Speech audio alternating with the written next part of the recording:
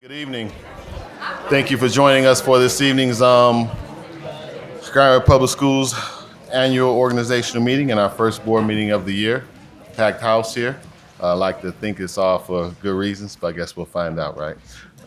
Nonetheless, may I have we do want to start with the oath of office. Yes, actually, we do need to start with the oath of office before we get into the roll. So, who is conducting the oath? Boom, boom, boom, boom, boom. Yes, Here she comes. thank you. Here she comes. Because we can't officially get started without our newly elected and appointed folks being sworn in, so we can actually start our meeting. So, Ms. Clayton Triggs, and I guess if Ms. Shockey, Ms. Williams, Mr. Not Miss Shockey. Not Ms. Shockey. Eatman, thank Miss you. Miss Wade. Miss Davis. Thank you. Mr. Rodriguez. Ms. Miss Wi- Williams, Miss Williams. Mr. Eatman, And and Miss Ms. Melton. Melton. Thank you very Yeah. much for the Wanna just correction. stand here? I think we can just stand here. Yeah.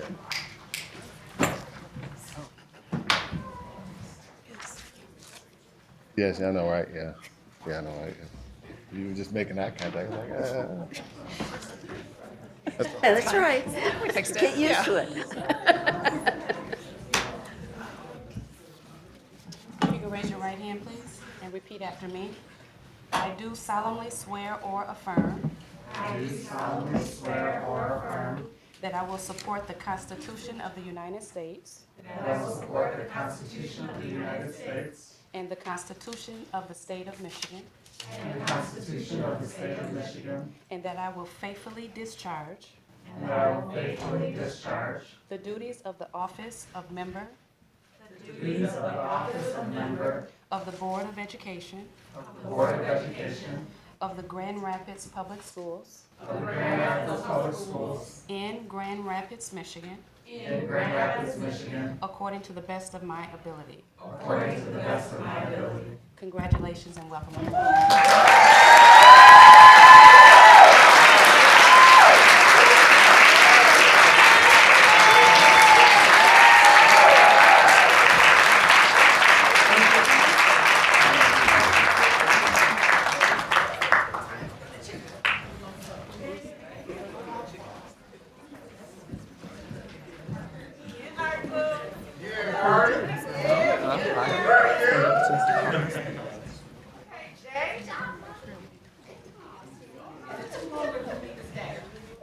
What? Are we too long or can we? I think you're good. All right. Great.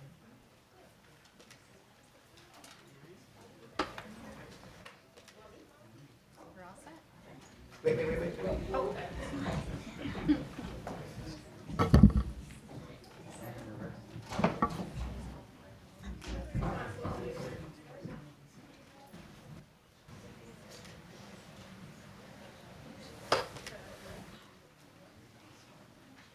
Yep.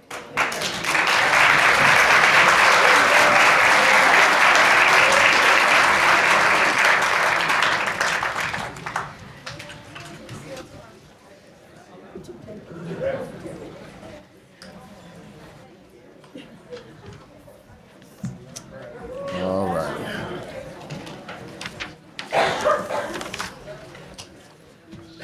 All righty. Thank you for your patience with that. Welcome to our colleagues. Appreciate you. Excited about the time with you upcoming. To get us started, I do need a motion for, I do need you to take the roll first before I ask for the motion. Yes. Thank you.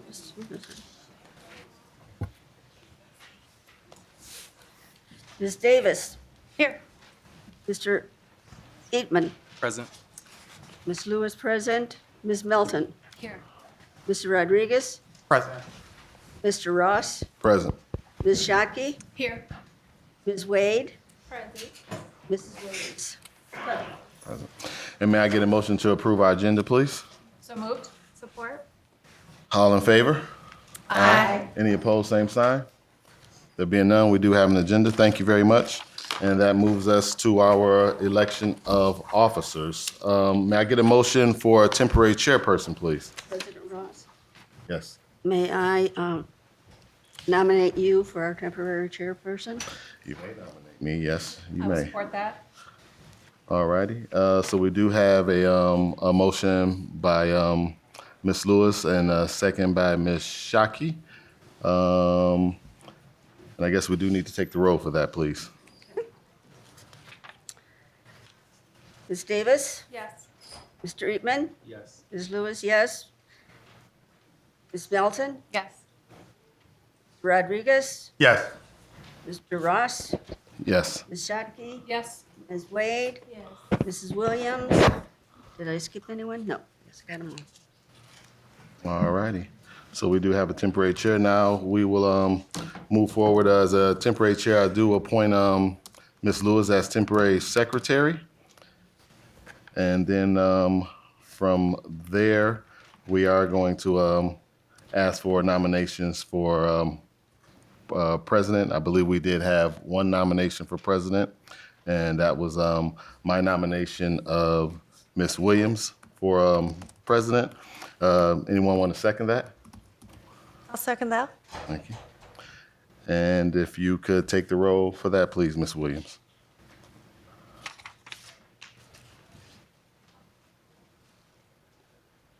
Ms. Davis? Yes. Mr. Eatman? Yes. Ms. Lewis, yes. Ms. Melton? Yes. Mr. Rodriguez? Yes. Mr. Ross? Yes. Ms. Shockey? Yes. Ms. Wade? Yes. Ms. Williams? Yes. All right. So that makes it official. We have a new board president for 2023. Ms. Williams, congratulations to you for that. Sure.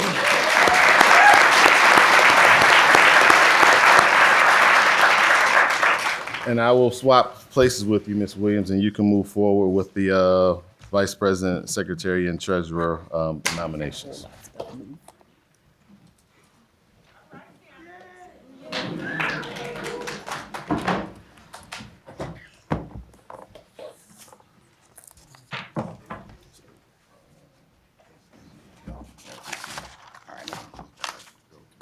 So you know who nominated who. Okay, And just read it and fill it out. She's gonna open each one and then just follow the resolutions. okay. And,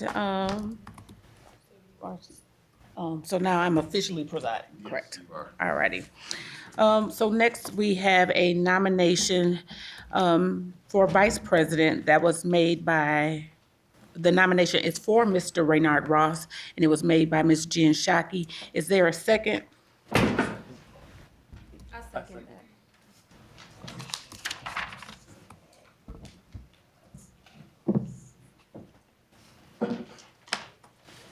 I have to take the roll now? Yes, ma'am. Okay, Ms. Davis? Yes. Mr. Eatman? Yes. Ms. Lewis? Yes. Ms. Melton? Yes. Mr. Rodriguez? Yes. Mr. Ross? Yes. Ms. Shockey? Yes. Ms. Wade? Yes. Ms. Williams? Yes.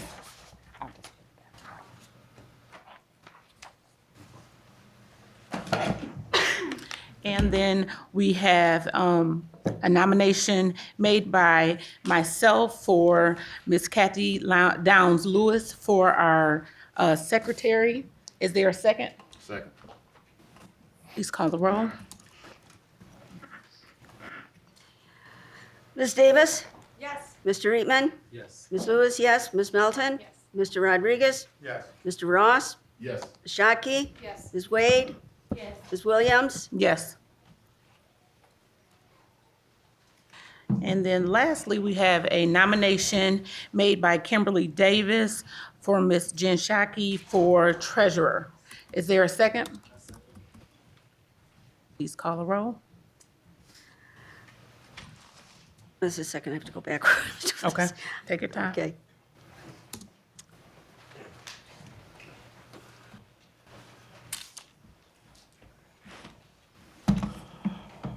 Okay, Ms. Davis? Yes. Mr. Eatman? Yes. Ms. Lewis, yes. Ms. Melton? Yes. Mr. Rodriguez? Yes. Mr. Ross? Yes. Ms. Shockey? Yes. Ms. Wade? Yes. Ms. Williams? Yes.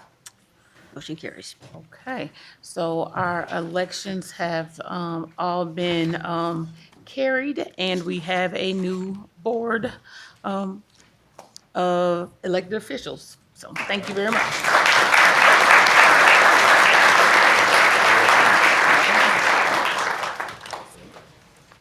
All right, and then next on our agenda, celebrations. All right, so good evening to everyone. Happy New Year. We are beginning our new year 2023 with celebrations in recognition of our phenomenal JROTC drill program. And we have a lot of our drill candidates and JROTC scholars in the audience. I'd like to invite both Dr. Maida Gunnell and Principal Aaron Rusi forward to kind of introduce the program and talk a little bit about the ROTC program.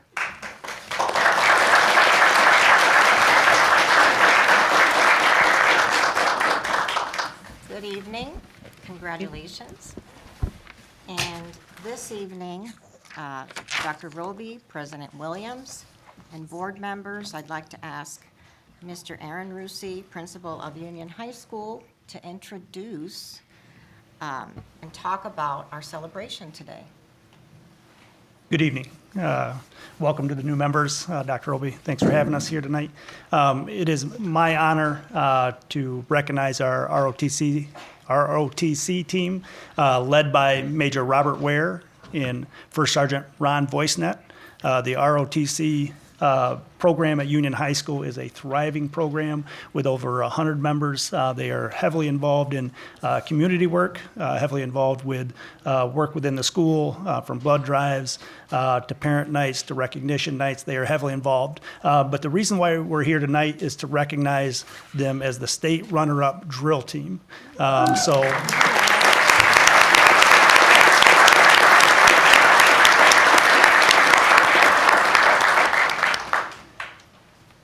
And it is my honor as Union High School's principal to have them maybe stand or come up for a picture to recognize them as the state runner-ups here in Michigan.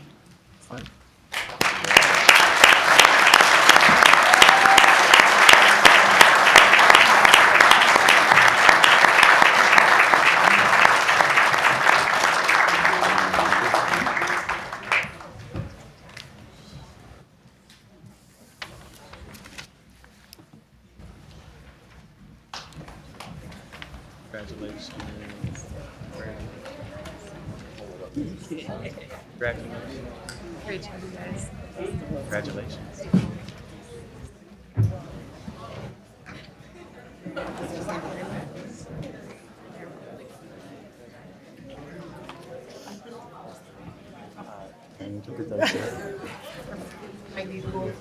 Say come and move. Shorter person. I'm the shorter person. Okay.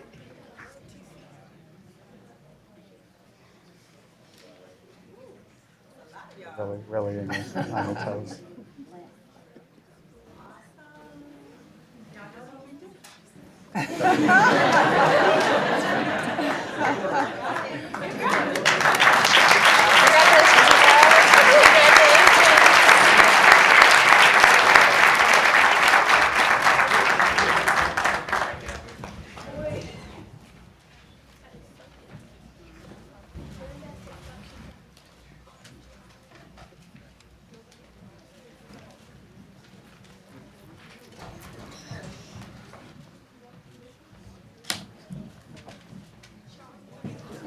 Look at the Pledge of Allegiance.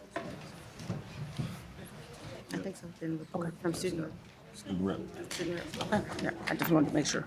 All righty, now we'll move on to hear from our our scholar representatives to the board. Mr. Lickett? Hi. So tonight, just want to bring to you that the Innovation Central High School JRTC will be having our Feeding America Mobile Pantry next week, Thursday.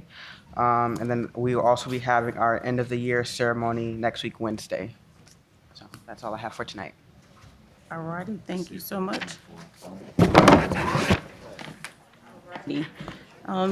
Next, we will move to our public comment, including union representatives for agenda items only.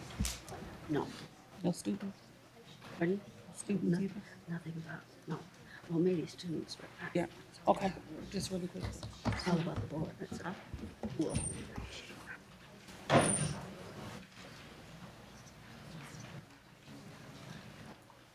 Okay, all right.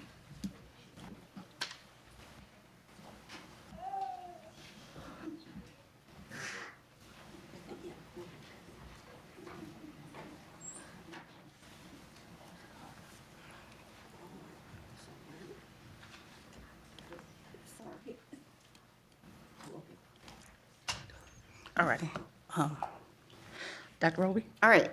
So before we move to public comment, I know that there are several young scholars here specifically around a particular issue that's not on the agenda. And one of the things that we've decided to do as a board, whenever students want to speak before the board, we allow them to speak outside of the agenda topic, just because we know you have homework and we don't want you to be late for school the next day. So this is all from that place. And so I'm going to address a couple of things ahead of time, and that may change some of the tenure of the meeting, but I want to make sure that we address so that you're aware of specifically around our pool issue. So I want to make a couple of things clear for everybody. There are multiple sides to every issue. We want our pool to be back online and to be in use for our scholars as much as anyone else. Towards the end of the middle of last year, we became aware that our pool had a large leak underneath the pool. We brought in professionals to examine the issue and learned that the leak was from the piping that was on the floor of the pool. So when you look at the pool from up top, it looks like it's fine, but when you go kind of underneath into the under part of the pool, you know that there's a leak. Unfortunately, we also learned that it costs $500,000 to fix it. While we're committed to getting this project underway, there are multiple factors that must be looked into as we deal with this issue in a way that is careful in the spirit of good financial stewardship. Once we clarify the scope of the project, and that means how much it actually really is going to cost, identify a contractor, we should have a better idea of how long it will take. We're committed to sharing the timeline once one is available.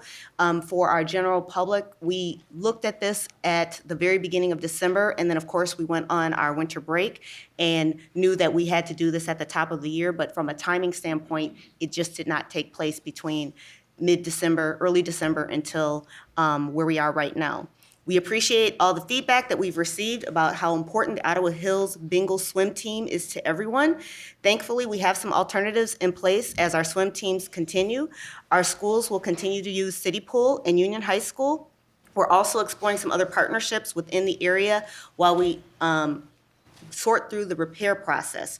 Our athletic facilities, including the Pool of Ottawa Hills, really is a significant part and component of our facilities master plan. We know that our scholars deserve the very best, and we want to make sure that we do that, but also we want to make sure that we communicate that to our community so that you understand that there is a timeline. We have to do a process of bidding out what the pool is, and then this board will have to decide the timeline and work with that general contractor around the pool.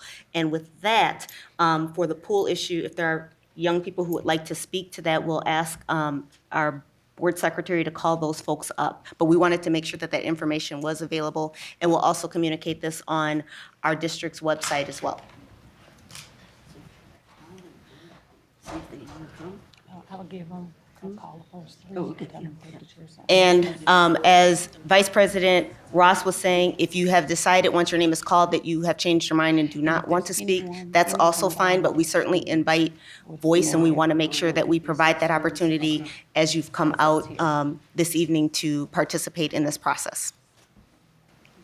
All righty. Also, for future reference, when our scholars come to the board, there is a question that's at the very top in red that says, if you are a scholar, please check here. That lets us know to move you to the front of our agenda. We have a bunch of these that we cannot identify you as students. And so we're going to go ahead and sort through these really quick and get the students up front if it says student, but otherwise we're going to put the parents at the end, unfortunately, because again, that is the process here. So this one says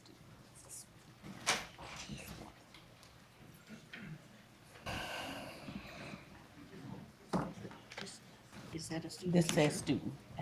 Okay, I'll see. Any other ones? Okay. All righty, so Abigail Strand, if you would come forward.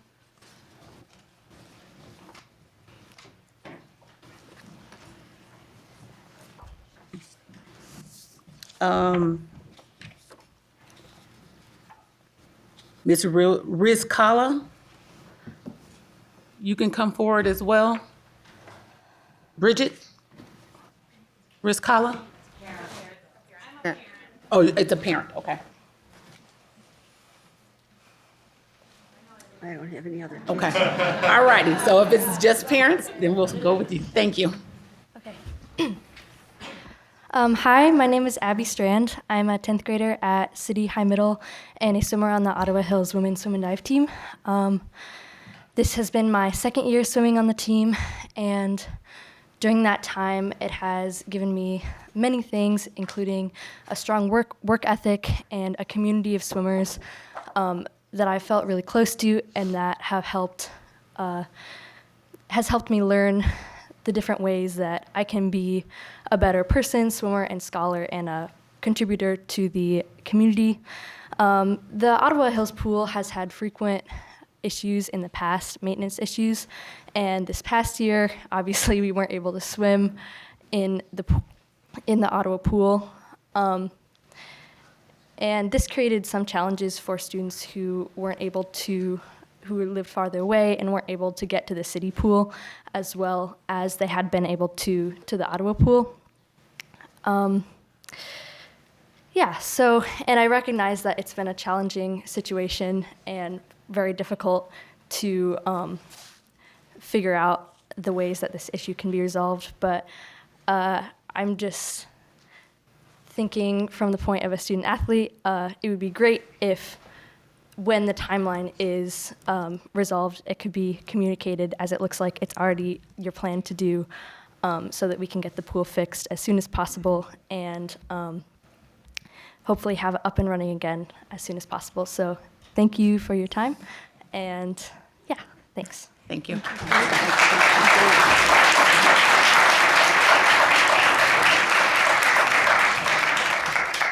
all the excitement, I forgot to discuss public comment. If you're interested in giving public comment, you must understand that it's only for 3 minutes and that we will give you a little hint when you have 1 minute left. No one from the board will be responding to any of your comments because we are not allowed to do that. So do not expect us to say anything, although we can say it when we're not sitting up here if you choose to talk to us about it. But the president will select the cards one by one. Should we ask for the kids to come up first? If they're here, we can pull them out. So if you're a student and you wish to speak, if you could come up here, we'll find your card and we'll get you going here. Oh, got lots of them, okay. All right. So if you just want to kind of take the seats at the front, and then we'll take the seats at the podium there, and then we'll just we'll find your card. So you start with your name. Did you all fill out cards? Oh, she's in the school. It's okay. If you are a student and you have a comment and it's a public comment, we're going to take all students first. So if 3 of you, we'll start here. The first 3, if you want to come right up front. Jennifer and Dighton, is it? And Bethany, why don't you come up here and sit down? We don't know if they're students. You're not students? Okay, so the first 3 students, if you'll come up, we'll find your card and then we'll make sure that your comment has been noted. How about you tell me your name and I'll find your card. My name is Isabel Landero. Isabel? Yeah.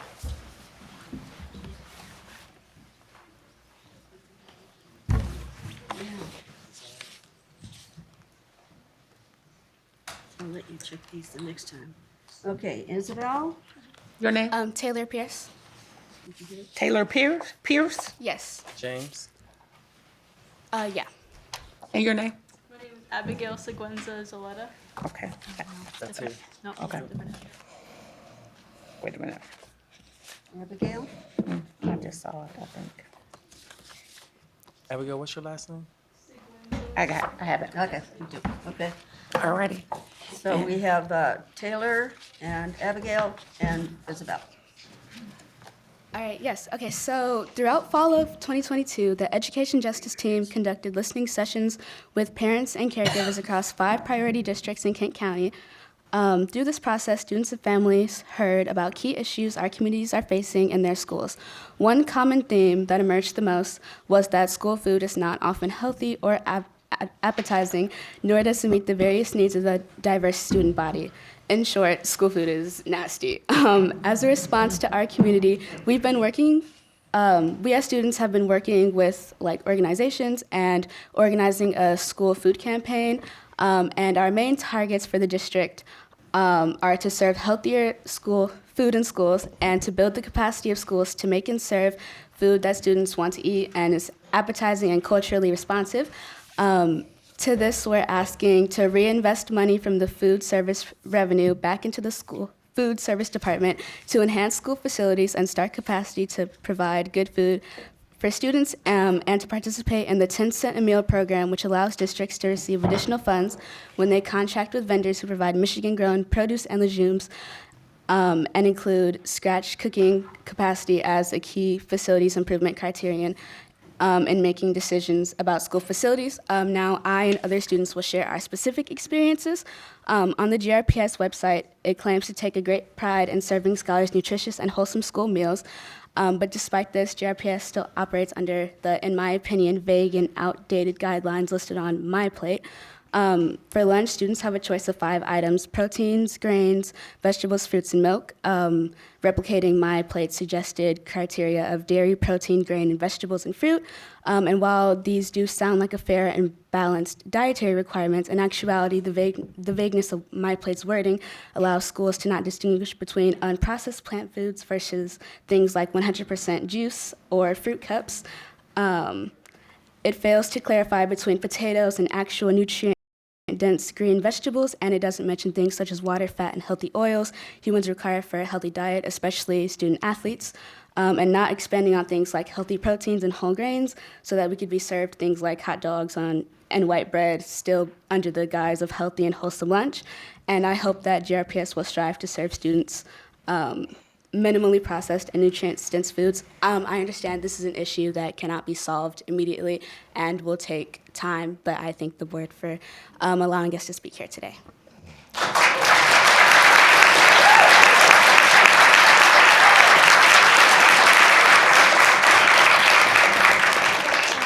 Hello, I'm Isabel Landero. I'm here in solidarity for Lee High School, and this is really just my experience and like other students' like opinions on what's been going on in school.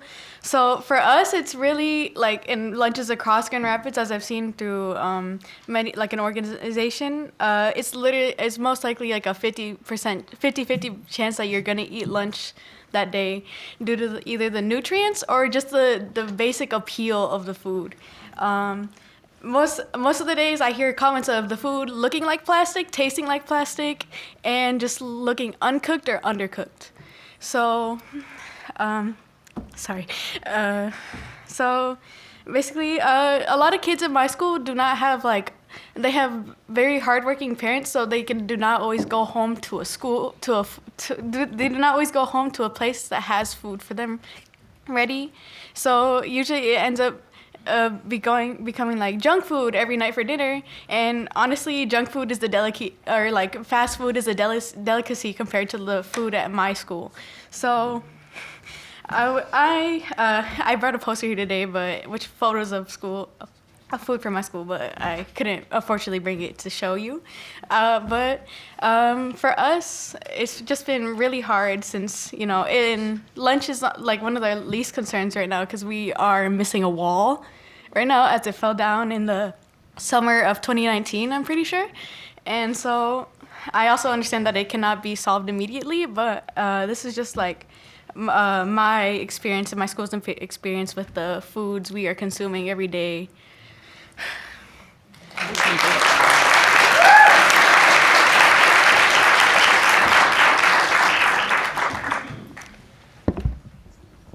Hello, everybody. My name is Abby Seguenza Zaleta, and I am also here in solidarity from Wyoming High School. And I want to just say that I support having healthier, nutritious school lunches. I just want to highlight that it's not just a preference. I understand that compared to a couple years ago, many years ago, the quality is better, but I think that it can definitely get way more better than it is now. I'd like to highlight part of what Isabel said, the previous speaker said, about students who may not come home to food. For some students, eating lunch at school is the only time they'll have something hot and freshly prepared. And for a couple years when I was younger, that was my experience, and it was really difficult. I had to stock up on Pop-Tarts some days, and I actually wrote a poem about it, so I'd like to share with you guys what I wrote as a little 8th grader, and I kind of edited it a bit. All right. Sleep, the most nutritious of meals, sweet dreams. I hope they're sweeter than any dessert you've been served. Rich and smooth, soft to the touch, slimmer and shine, a color of flavors, lucidity, palatable, like you love the smell of fresh out the dryer blankets. There's an inner rage I'm embarrassed to feel. I don't know what to do with it, so I don't tell. I don't share. I'm a passionate thief. I steal. I'm sorry. Like I just ignore it. It isn't easy to do, but this isn't easy to feel. And I was so young when I behaved 25, crying like a tall child. I wish I could break the rules, but there are really none. To cheat the system, like if this was a game of chess, like your classical stack of cards. I wish I could paint what I feel much like a canvas, much like my chest. I wish my bedspread wasn't my best friend. I think I need a formula of do's and don'ts, a meaningful excursion. This final stanza is about my younger brother. You're a warrior, you're my bright little star. You can cry if you want. No, I won't get angry. Good night. I've always admired how quickly you are to fall asleep throughout the years. So yeah, that poem was about me, like, asking my parents, what's for dinner, and they're like, Very good. good night, they go to sleep. Yeah, thank you so much for listening.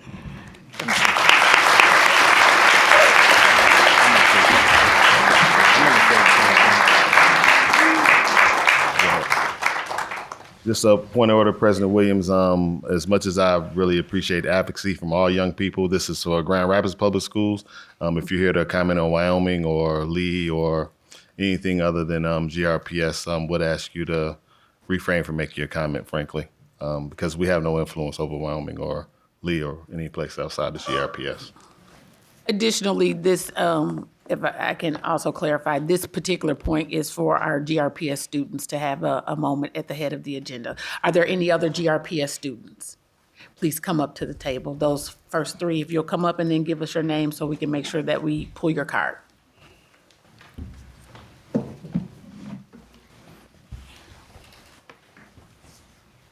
You want to tell us your names and we'll find your cards? What is your name? Hi, my name is Nkechi Nene Okuwasi. Okay. Devin? Yeah. My name's Andrew Portinga.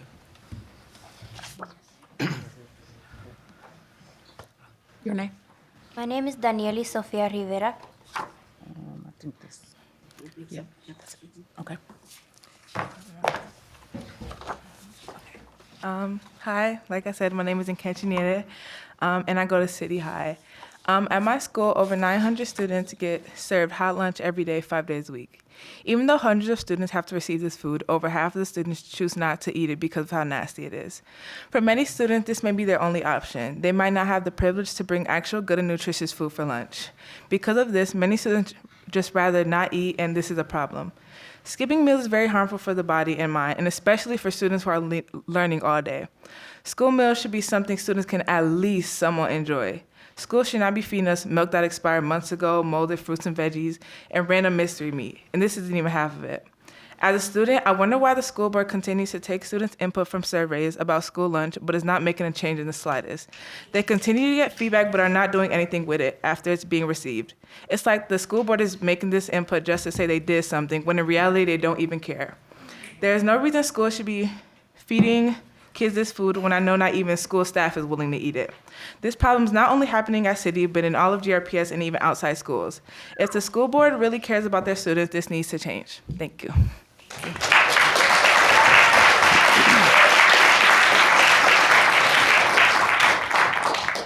Hi, my name is Andrew Portinga. I'm a member of the Ottawa Hills swim team and a student at City High. I'm here to talk about the Ottawa Hills pool, which has been broken for 7 months.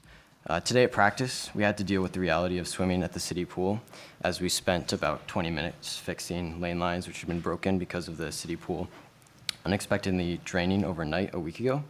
And 20 minutes in the long run isn't an extremely impactful amount of time, but unfortunately we've lost more than just 20 minutes. In total, we've lost 33 hours of swimming time, including morning practices, which we've been unable to do because of the auto pool being closed. We've also had numerous weeks of scheduling conflicts for the city pool being closed or cutting our swimming time greatly. You may still wonder why swimming at Ottawa is important to us. The reason lies in the emotion and history of the Ottawa Hills pool and what it means to everyone who swam on the team. Ottawa has many things that the city pool doesn't, but a big one is the emotion. The Ottawa Record Board, for one, it may seem like a trivial item, but I promise it's not. The record board has inspired me and many others to push themselves every day at practice with the dream of seeing your name on that board. The locker room also contains a wall of past Ottawa Hills swimmers that have come through the program, reminding you every day of the legacy of the team. There's many more of these small items that show the history of Ottawa and make you proud to be on the team and remind you of the legacy that the team you're on has every day. Thank you for your support of the swim team, and I hope you continue your efforts to fix the pool.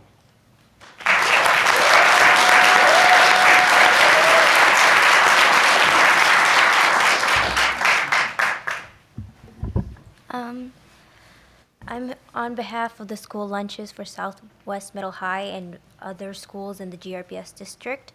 I'd like to point out that the future starts with us, and research has shown that nutrition is key, based off an experiment conducted in rodents, the scientist in question being John B. Calhoun.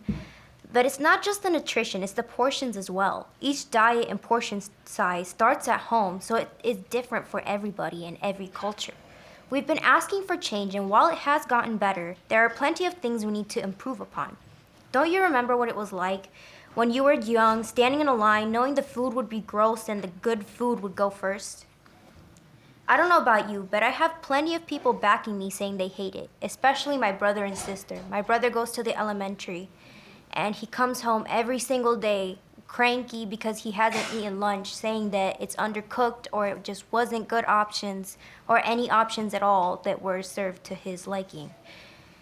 And he's not really that much of a picky eater. And well, he starts crying because he can't go through a whole school day without eating anything. And we try to send snacks and provide options, but by the time he gets there, the food is cold or something happens to it in his backpack. So we as a young people call upon the oath you swore to uphold and beseech you to listen, not just for us, but the generations to come. So thank you for your time.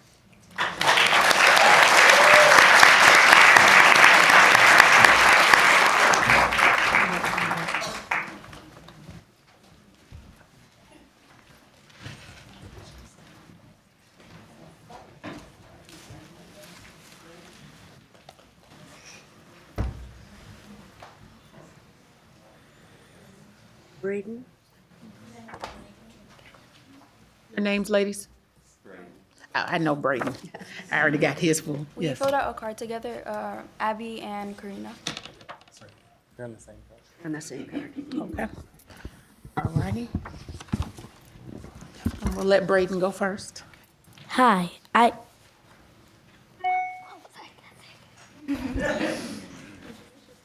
Hi, I'm Brandon Mose. Hi, I'm Brandon Mose. I go to Grand Rapids Montessori Academy. Can I start over? Good afternoon. I'm Brandon Mose. I go to Grand Rapids Montessori. Some of my friends eat hot nuts. Some of my friends eat cold nuts. I eat both on Sundays. Like on Mondays for school, I have a cold lunch even though I'm with my mom. And on Thursdays I have hot lunch. Wait, do you ask on Thursday? How do you know when your friends feel about that? I actually. Braden, how do you like your lunches? What? How do you like your lunches? Are they good? Yes. Oh, you enjoy it? When my mom packed me them. Oh, your mom packs them.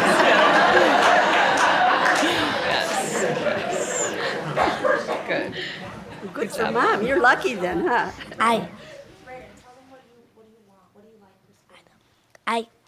I like oranges for school once, apples for school once. Wait, what's that one? I know I said that one. I like I know I said another one. I practiced it at home. I said oh, I like blackberries too. And I know I said that one. Sounds like you have a good and appetite, blueberries don't you? and Yeah. blackberries. Oh, yeah, cranberries, good. That's good. Yes. Well, thank you very much. And also, I there's something I don't like about the drinks. Oh, okay. The drinks. Some if we eat at school, there's like milk. I mean, apple juice available as a different drink, but on our field trips, I did have one like that today. On our field trips, we only have the milk available, and that's the problem. They don't have the kind I like. I'm good with the milk if it's almond milk, but it's not almond milk, so it's like I need a different drink. Thank you very much. Thank you for having me.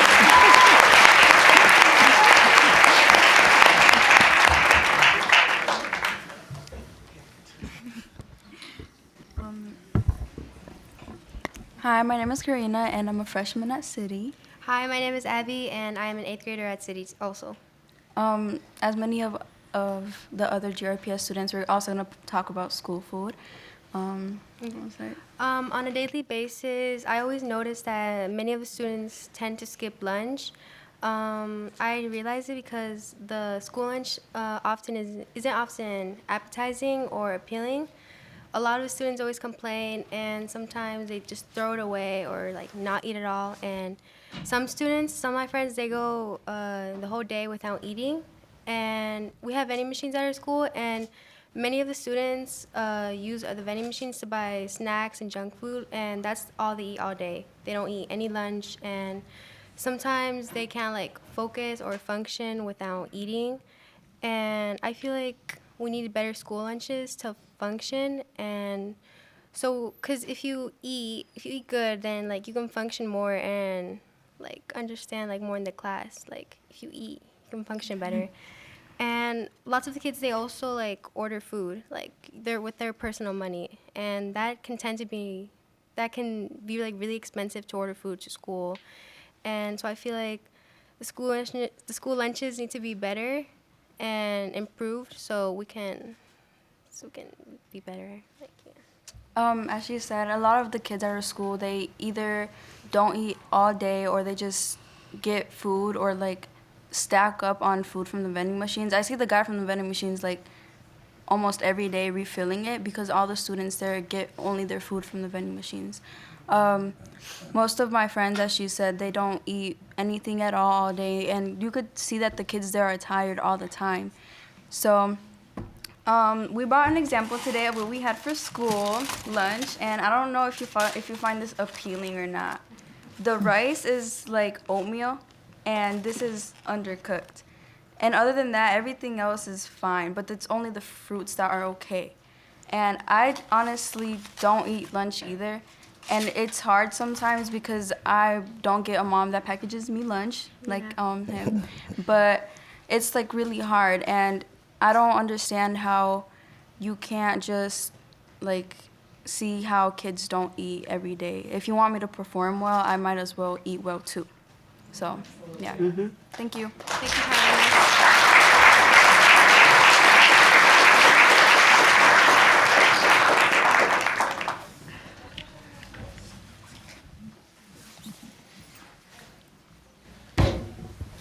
Your name? Juliet Boyleon. Okay. Excuse me.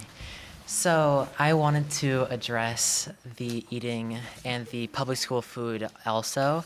I believe that it's very important for us to have that nutrition. Like Abigail Seguenza said before, she was relying heavily on the food from school and from the school system that constantly disappointed to the point where it saddened her every day and she had to rely on sleep to avoid thinking about her starvation. And it's incredibly disappointing. And although I can't give, a talk as cute as he did about how he likes his cold lunches more, the fact is that children nowadays, especially once they grow older, they can't have cold lunches because they don't have the time with studying, with exams, with finals, with everything on top of everything else. They simply don't have the time to have their Lunchables or have their little meals from their mom because they have to be working. 95% of all people with eating disorders are in the age group of 12 through 25, which obviously, of course, will attack directly the middle school and high school.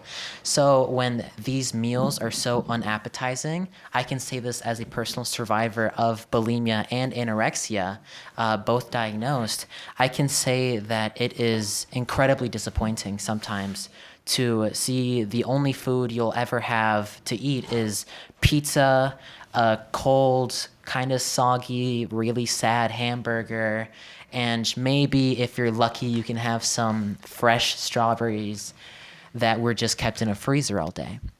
And it's incredibly disappointing to have to go to that every single day and to constantly think, okay, this is what I have to eat. This is what I'm going to have to thrive on for the next several hours of my day, if not the entire day, because I don't have the stomach personally. And I know a lot of people with eating disorders or who have had eating disorders that have been affected like that and still cannot stomach their food properly. So when it becomes so unappetizing to look at to the point where it makes you want to throw up by itself, topped on top of bulimia, anorexia, and other diagnosable eating disorders, it's incredibly disappointing. And I believe that it's a very big issue that we have to address. Thank you.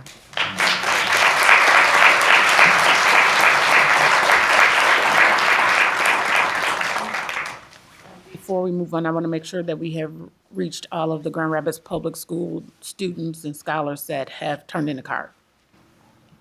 Alrighty. That's the food. All right. So one of the things I can say I appreciate always and what I live by is advocacy of young people and listening to the voices of our scholars. I believe that this is an equity issue and an access issue. And as we talk about our strategic theme around equity and access, we hear you. So I don't want anyone to go away and think that you're not being heard. This is also something that we are working on. When I first came to the district, I heard originally about, the food not always being consistently appealing and appetizing. And as our young people were presenting, as a mother, as a former teacher, I know the importance of people getting nutrition. You need nutrition that's your fuel. And so some of the things that are taking place, we have been doing some tours. We're doing some tours across the area. And then also our food service director has an opportunity to go to sit with some nationally certified food service directors that have been nationally recognized for their farm to table and some other things. The scratch cooking, talking about using the scratch cooking program, that's something that's kind of in the works and we're trying to develop that. Also, as our district has 100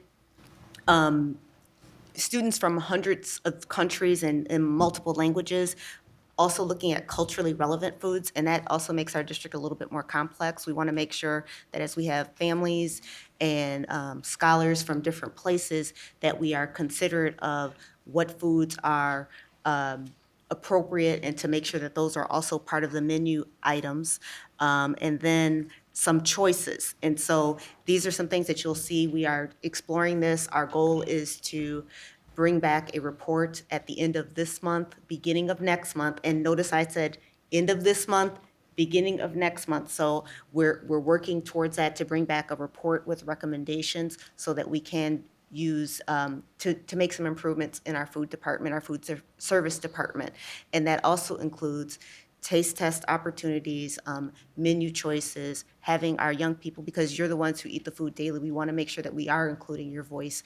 And obviously, everybody's not going to like the same thing, but it's about having offerings and making sure that it's palatable, nutritious, it looks good, and it tastes good. Those are all things that, to me, are equity issues. So I don't want anyone to leave here thinking that your voices have not been heard, and we are going to explore it and are taking it very seriously. So thank you for your comments on that. I knew that that was the second item that we expected to have lots of comments on, but I wanted to give our young people an opportunity to speak on that. So thank you for your agency and voice. All righty. Well, we are back to you again. I'm back up? We don't have a secretary report or chair update at this Okay, time. so it is School Board Recognition Month, and is Mr. Hendricks here? All right, so I will do the resolution. As you know, we have our school board members who are duly elected by our community, and they serve in the capacity of hearing the issues similar to what our young people have just expressed. And I will read the resolution for School Board Recognition Month. Whereas the governor of the state of Michigan has declared the observance of the January 23rd as School Board Recognition Month, and whereas Grand Rapids Public School Board members represent a tremendous resource as local decision makers who consistently respond to the needs of the community, and whereas the Grand Rapids School Board members represent the voice of the community in serving the interests of our school children and preparing them for the future, and whereas the Grand Rapids Public School Board members continually strive for improvement and progress in education with the understanding of the need for commitment to change and growth. Whereas the men and women elected by the people of the members of the Grand Rapids Public School Board deserve recognition for countless hours of public service to public education in this community. Therefore, be it resolved that I, Ledrian Roby, PhD, Superintendent of Grand Rapids Public Schools, do hereby declare January 23rd as School Board Member Recognition Month in the Grand Rapids Public Schools. I commend the members of the Grand Rapids Board of Education for their dedicated service to the children and community, and urge all citizens to join me in demonstrating gratitude for these outstanding individuals. Be it further resolved that the student representatives of the board also be recognized for their dedication and service to the board in providing input on a wide variety of issues for students in our district. Be it further resolved that this resolution is recorded in the proceedings of the board and a copy will be placed on file. And that is from myself as well as the 1,800 members of the Grand Rapids Public School. So let's give our school board members a round of applause, please.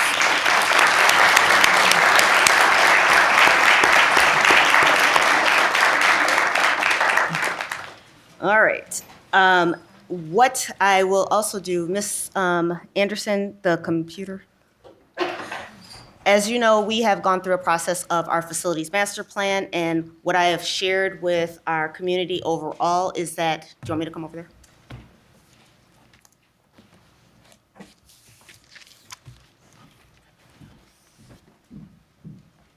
That each month we'll provide an update so that people will know where we are with respect to our facilities master plan. And so this is just a very quick overview.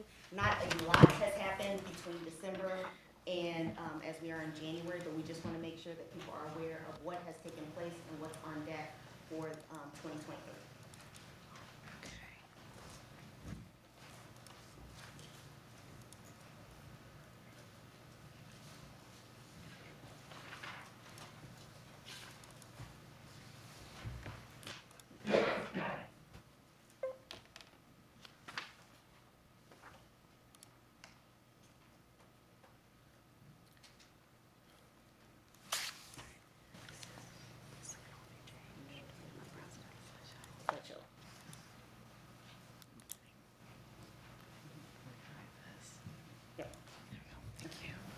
All right.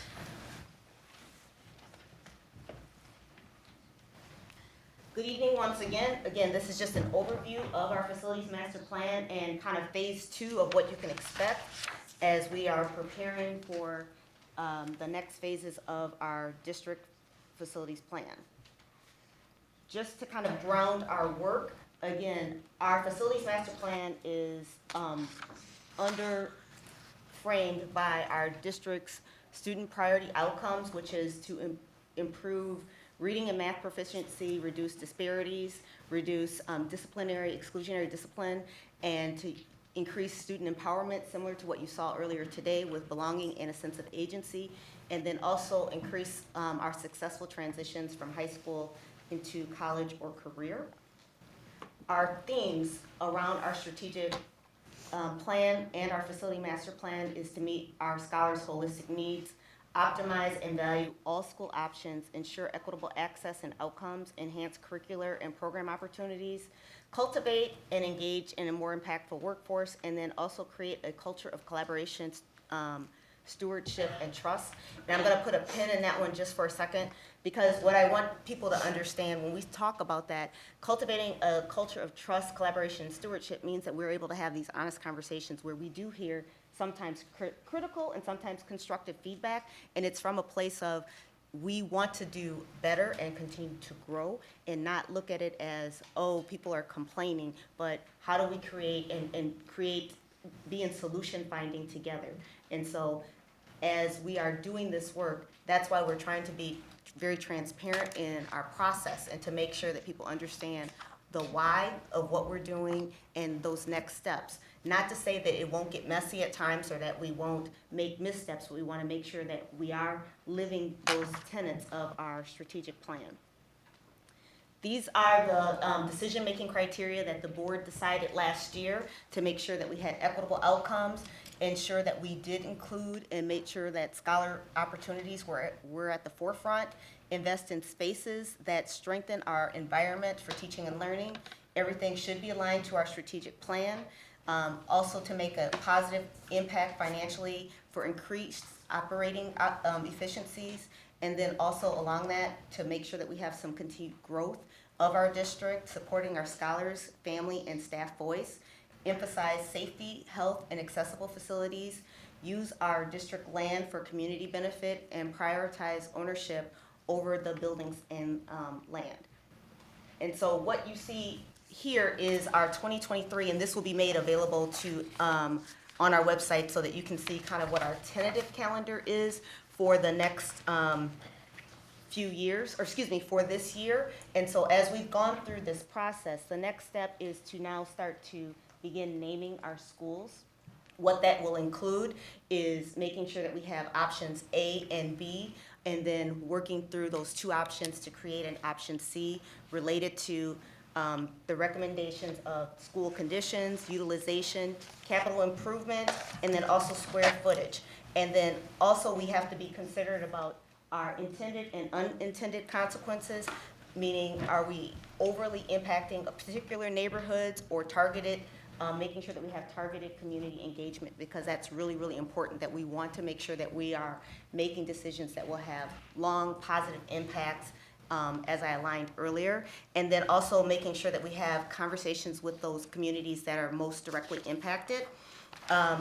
What this includes, and so I've said this several times and I'll continue to share this is not closure to prosperity. That's not what this is about. It's how do we look at realigning and repurposing our current facilities, closing or consolidating programs where that makes sense, and then in addition to that, how are we continuing to grow our facilities. And what this next slide is about is kind of the updates between the two. So as we're looking at how do we streamline our services, our kind of the technical, the buildings and things, we're also doing work with connecting with our community around, and this is starting with our staff around instructional leadership and visioning, because as we are putting school A and school B together, we want to make sure that it's a strong foundational program. We've talked about, and this goes back to that issue around equity and access, and it also talks about making sure that every school has a particular theme or focus. As you know, when I first came into the district, one of the questions that the board asked me as part of the interview process was about neighborhood schools and theme schools, and I said, oh yeah, you can tell there's a very big difference in this community and feeling around that. And so we're having discussions around what does that look like to have every school in our district as a focus or a theme, making sure that each school has a particular interest or focus area. Every school by Michigan state standards has to do certain things for their credentialing, so to speak, but we could have STEM or STEAM or fine arts schools at every particular school. And so this is what that work will be. So it's not just about closure and consolidating, it's also about how do we continue to grow programs within our system so that every school does have a particular theme. And so we have kind of two tracks that are going forward. And so as that work is taking place and our deputy superintendent, along with our district cabinet leaders, building principals, and teacher leaders are working through some of these processes, they are very involved in that part of the academic side of our program development, which is very tied to our strategic and our facilities master plan. Questions that you may have? And I know I went through that really quick, but I just wanted to give just kind of an overview and to make sure that everybody would see kind of where we've been, and then make sure that people would have a snapshot of where we're going for the future. Dr. Roby, you had those dates up there for communications and so on. Is this something where you're going to try to bring the community, the teachers? So, yes and no. This is more of an internal process because this in particular includes district level leadership, building level leadership, teacher leaders working through kind of the nuts and bolts of programmatic pieces and what that looks like. And then once we decide as to, oh, school A and school B will be, we're recommending that they are combined, then we'll make contact with those schools and those school communities to make sure that they're aware of what that looks like. But for right now, that's an internal kind of planning process, and then we'll grow it out from there. Okay. Can I have just a little more clarity? Is the thought that by putting that there's a difference between theme and neighborhood schools, so then by putting a theme on every school, there might be more equity? Or what, can I understand that a little bit better? Where'd that come from? So there is a perception, and I'm saying perception because when you think about perception, there's some reality to it, right? Okay, And so I would say that we've been talking about what if every school in our district did have a focus outside of the traditional curriculum? What if every school that was currently a neighborhood school had a focus around science or mathematics or the arts or something like that? And so we want to be very intentional. We don't want to just put a label and say, you're a theme school, you're a theme school, but really be very intentional about what that could possibly look like. And that's why we want to make sure that we're engaging our building leaders as well as the teachers in those programs to say, what could this look like? And then what training would need to take place to ensure that it was a successful program. So there'd be an investment in that theme. So it wouldn't just be by giving a theme, it would make everything equal. And It I'm would calling be, it, and I would say more of a magnet because to me it sounds a little different and looks a little different. We have, certain programs currently that are technically theme schools. And then we have schools that have like language focuses, which technically are a theme, but just having each school has its own nuance, kind of what is its connection. Question for you. Will there be opportunities for the community to give their input about what themes they are thinking will be best for their schools that's in their neighborhood? Yeah, there could be. I mean, we want to make sure though, again, as we are talking about this, it's important to have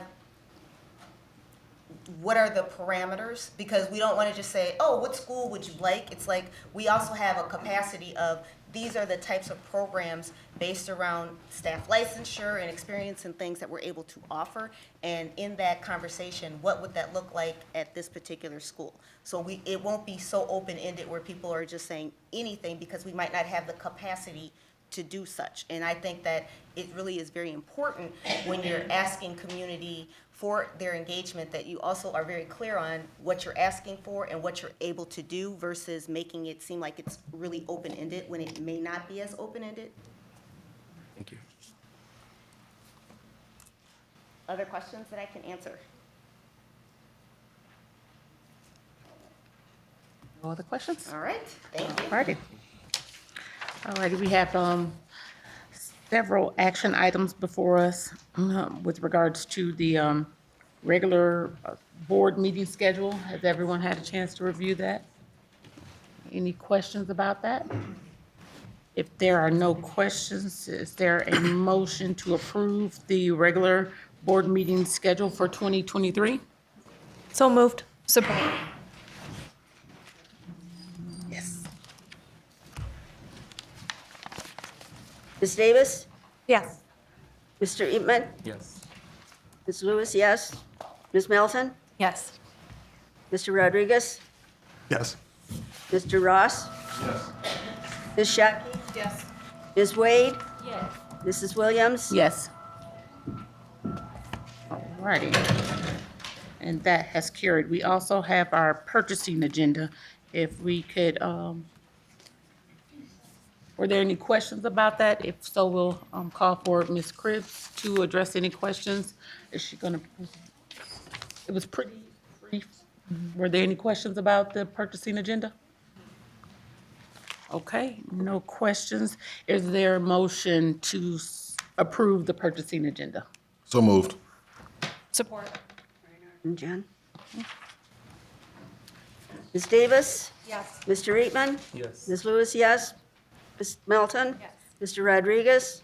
Abstain. Abstain? Mr. Ross? Yes. Ms. Shockey? Yes.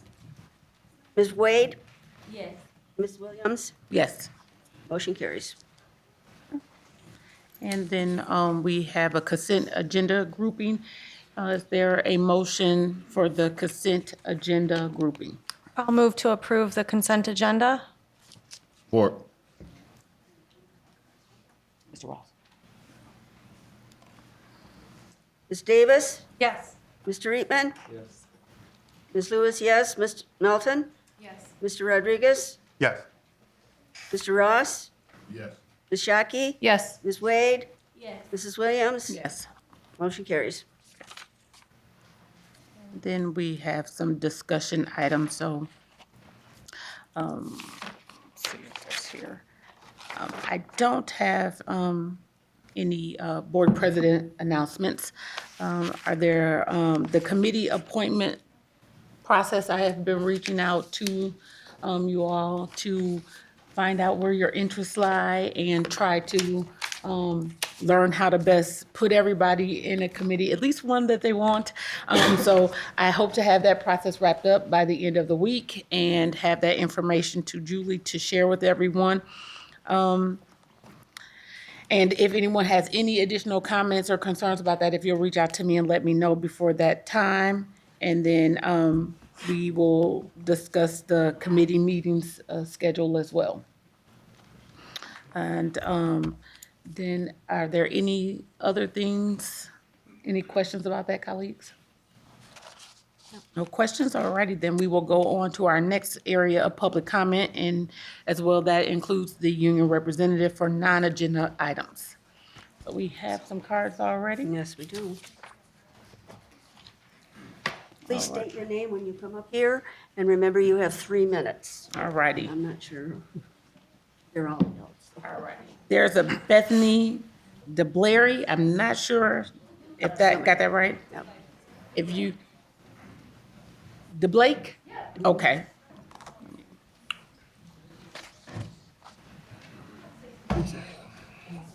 Oh, yeah. Okay, because I thought that wasn't her. All right, wonderful.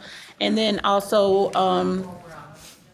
Bridget Riscala, if you would come down, we'll have you up next. And then Amanda Reeder, you can come down to the front and then we'll take your comments. Again, remember, we have 3 minutes. We will not respond, but we are taking notes and the appropriate board, the appropriate staff at the district will address any additional things that need to be addressed or followed up on. Okay. My name is Bethany DeBlay, and we are a family that has 3 GRPS students, including 1 graduate, or no, in addition, 1 graduate, so 4. And in our years as a GRPS family, we have had many special experiences. We have really encountered some amazing adults as teachers and staff, and our kids have learned about themselves and their peers in a lot of unexpected ways. We are a really happy GRPS family. Hear me when I say the swimming program has been unrivaled. I want you to know that I don't think my kids are on the swim team. We have two, because they like swimming. What they like is the experience of swimming. What they like is the experience of working together with other kids who are trying hard things too. When our son, now a senior, joined the easily accessible middle school program as an 8th grader, he had never been on a swim team, and he was welcomed onto that team like everybody else. Because of that positive experience, he asked to join a GR club team for a season, and we were able to say yes because it was at the Ottawa Hills pool and easily accessible to our neighborhood. Our youngest daughter saw all the fun that he was having and wanted to try it, and again, we were able to say yes because the pool was nearby. There have been times since our kids started swimming that the Ottawa pool has been shut down. These have been difficult times. This is a demanding sport, and having an accessible, reliable pool, a neighborhood pool, makes it reasonable. Having to drive across town multiple times a day is a real stretch. On behalf of my family and my neighbors, I'm asking you to keep supporting our neighborhood pool at Ottawa Hills. Believe me when I tell you that the Ottawa Hills swimming program is the embodiment of the GRPS values and our goals. It is accessible to everyone. You can join at the middle school or the high school level with no experience. Because of that, equity is the heart of swim. Everybody gets a race. Everybody gets a personal best. Everyone. There is educational support and accountability. And there's community connection. Families come together under the Ottawa Hills name, right? I walked into my local Southeast CVS after a swim meet last week dressed like this, and I had an entire conversation with the cashier about Ottawa Hills High School. There is room for so much more community engagement with a working, reliable pool. Please keep investing in our pool.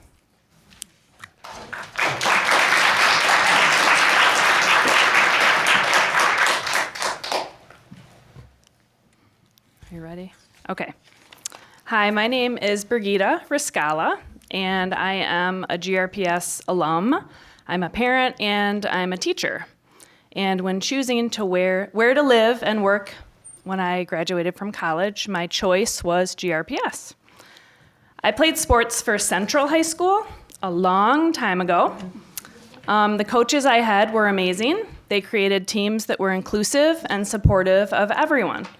I feel that athletics at GRPS have maintained this inclusive and supportive community. My son is now a junior at City and has been swimming for GRPS since 6th grade. He has had such a positive experience with his coaches and his teammates, and now I'm so grateful that he can get a quality education and be a part of the Ottawa Hills swim team. Last spring, we heard that the Ottawa pool was down. We were thankful that there would be plenty of time to fix the problem before the boys' season rolled around in November. But when fall arrived and there was still no information or plan, we pushed Coach Eve to let us go to the board. She told us there was a procedure that we needed to follow, and she told us to wait, give it some time, so we did. We waited, and we waited, and then the city pool broke.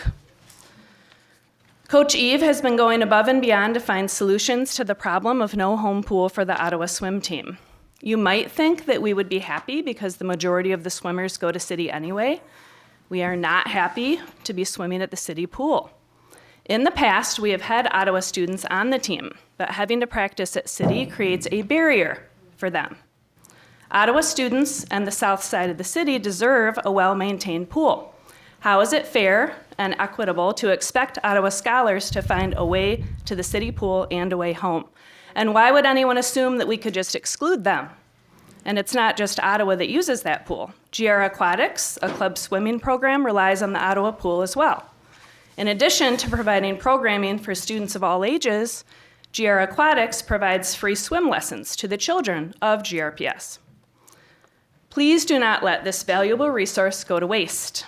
We have 3 pools in GRPS, Ottawa, Union, and City. Just think of the potential these pools provide for our scholars and for our community. They are perfectly placed on the northwest side, in the middle, and on the southeast side. These pools should be maintained and used, not only by our swim teams, but by our community, including our elementary age scholars. Why not? In fact, an aquatics director could effectively manage the use and the maintenance of these pools. An aquatics director. We need a plan. You have our support. Yes. Now we need yours.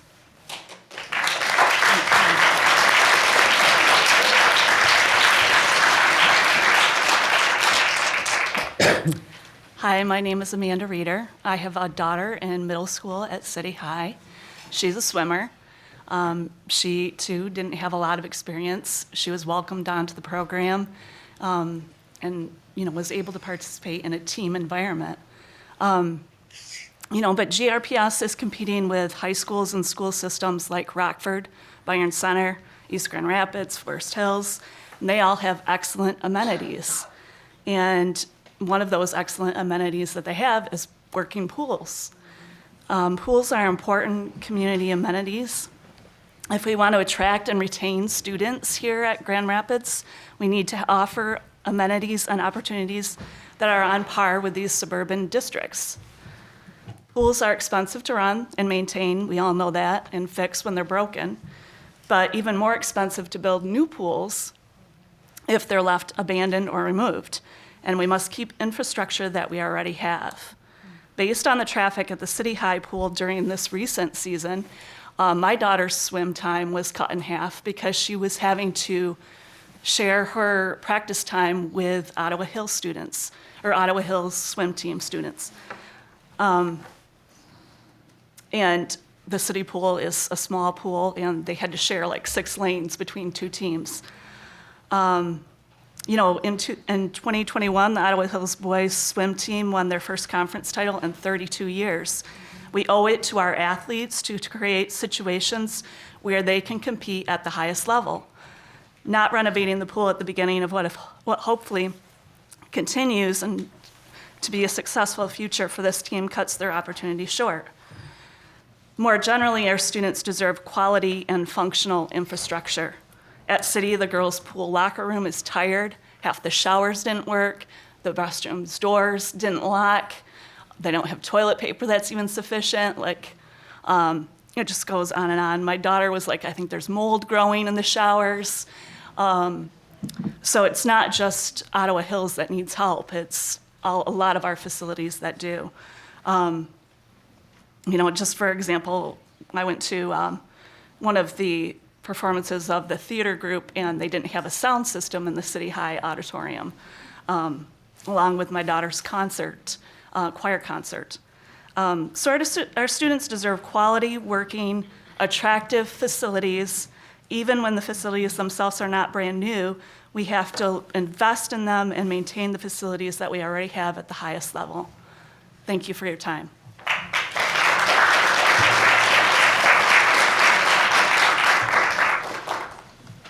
Chris Strand, Claire Portinga, and Solomon Barone, if you would come forward.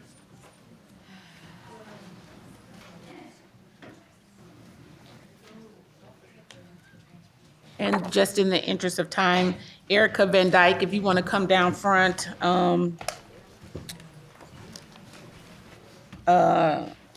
Kyle Lim, you can come down front, and then Bastida Valdivia. You just, okay. And Marta Johnson, if you'll come down front, we'll get you all up next. Thank you. Whoever wants to start. Let me go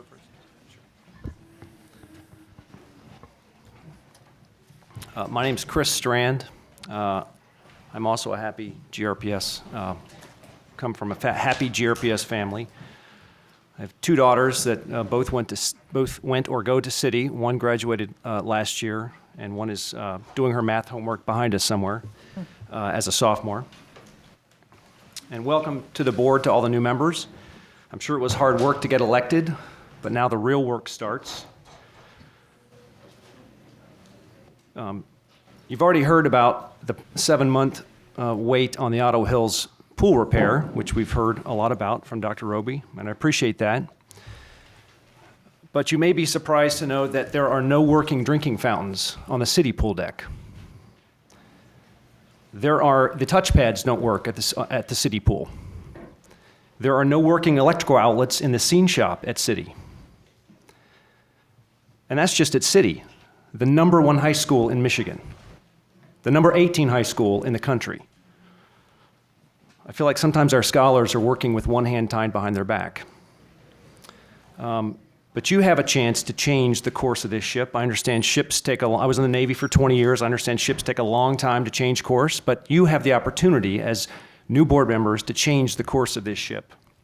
You have a great commanding officer here under Dr. Roby, but she needs help. She needs support, and she needs committees established to improve the maintenance of all the GRPS schools. All I know is City, and there's a restroom there across from the hallway that you can smell the sewer gas as soon as you open the door by the dressing rooms for the theater. So if you want to empower our scholars, like you say you do, and I know you do, give them decent, well-maintained facilities that they deserve. Thank you.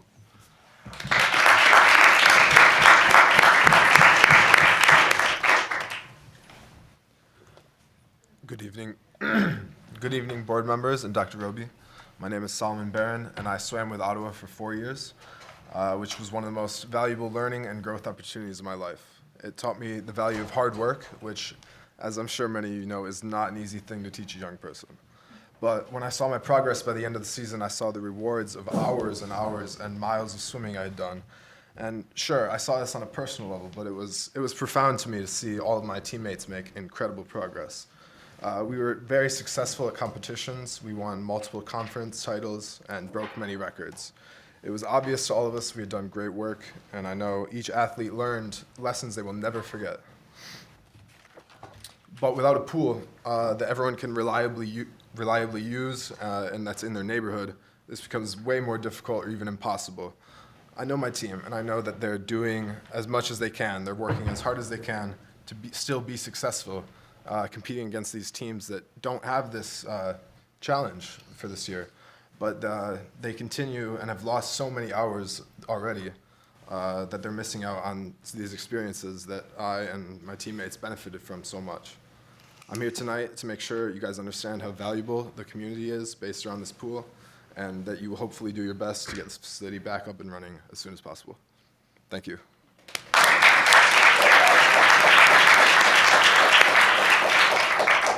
Hello, my name is Claire Portinga, and I'm a parent of 2 GRPS grads and 1 current 11th grader. I thank you all for the work that you're starting to do and will be doing for our district.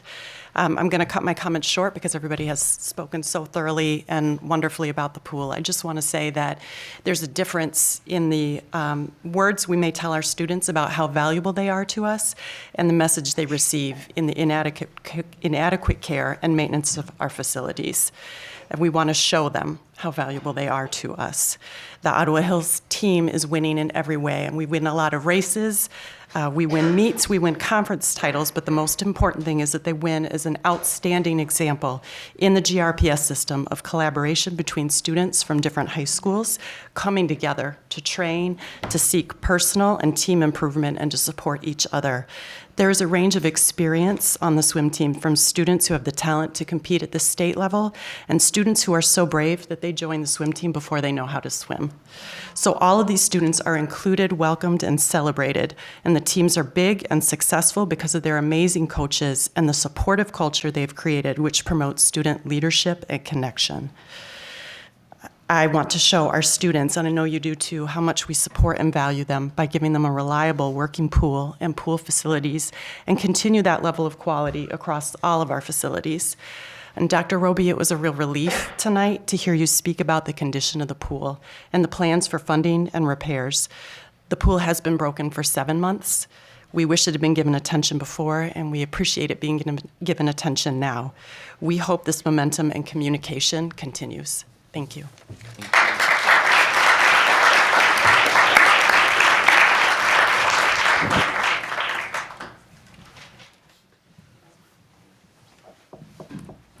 And we have Erica Van Dyke. Are you still here? Okay. Kyle Lim and Marta Johnson.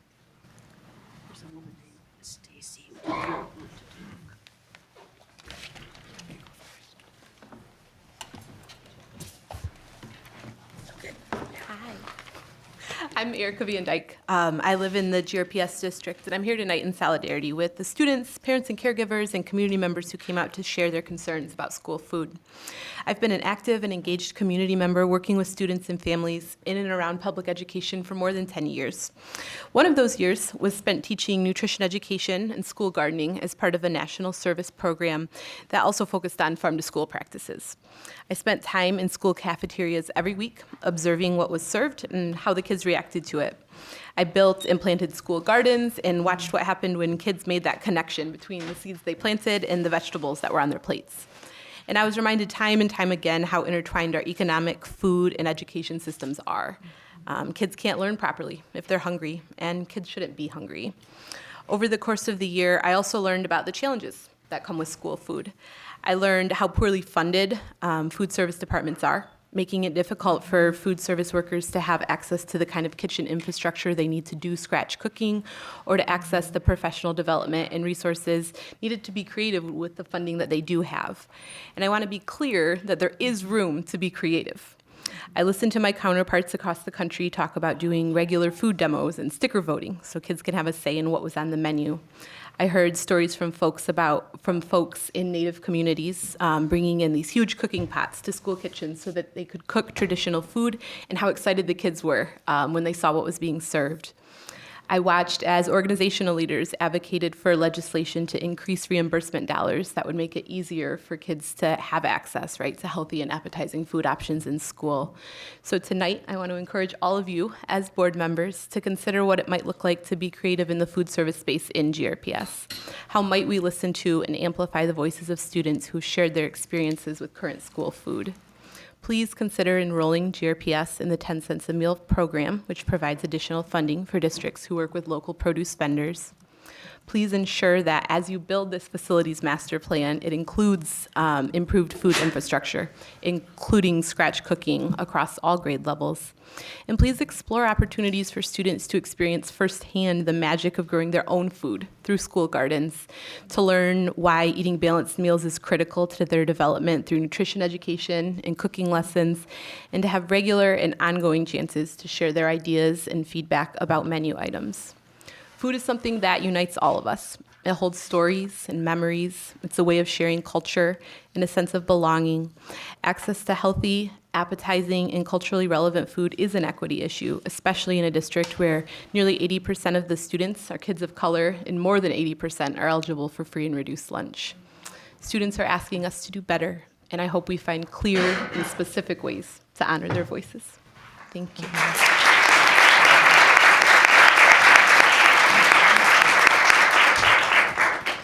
It's hard to follow that up. I unfortunately did not write out my comments, but I want to support all of the asks that have been made and highlight some that stood out to me as a parent. I have 2 children in GRPS in Grand Rapids, Montessori. But I also connect with parents across the district just because I'm a parent advocate and am interested in improving our district and keeping people, retaining people and bringing people back to GRPS as a public school district. And things that I heard that really resonated with the things that I'm hearing from other parents and students are, you know, this feeling like you can't find something that you like a lot of students are skipping the meals that really need them. Like nutritionally, they're not necessarily getting everything at home, and they need options that are palatable, and they're not finding options that are palatable. And I think for others, this can impact, I think, their energy level through the day, but also confidence. And I know parents are also very interested in some ease of options where they can rely on options that their students both will be okay to happy to take, because I mean, food is always this like range of challenges for picking a eater. But I think, improving that could help parents out a lot that really, beyond need, just also need because they're, two family or two parent working households or split households that just don't have a lot of capacity to prepare all the food. And so I wanted to lift those up because I think it's critical. The 10-cent program seems like an easy win for us, and I know that I've heard that there's support, but I'd also, the revenue that generating portion of this to apply it to improving, I would hope that you would look at that as well. And of course, community partnerships and everything. One thing I wanted to lift up is there was a difference in experience for some community, and I don't know if it was a food garden or a plant garden for just growing interesting native plants. But there was a stark difference in experience that I think speaks to what Dr. Roby was saying before. That's not necessarily a perception, and I want to kind of pull back some of the clarity on that. The experience of Brookside students in getting their garden, which they had a program, there's three schools that were a part of a program with GVSU to get gardens at their schools. And in the interest of looking at food options, let's make sure that there's equitable ability to implement, because Brookside was the only one that was only able on the very last day of school year last year to get theirs installed versus the theme schools that all got theirs installed on time. And so I'd like to really have the school board look at through an equity lens on this to make sure that when we look at food opportunities like growing food, which I think is amazing, and kids can get really excited about that, and it's a learning opportunity as well, make sure that it's equitable. Is that my time? Okay. Thank you.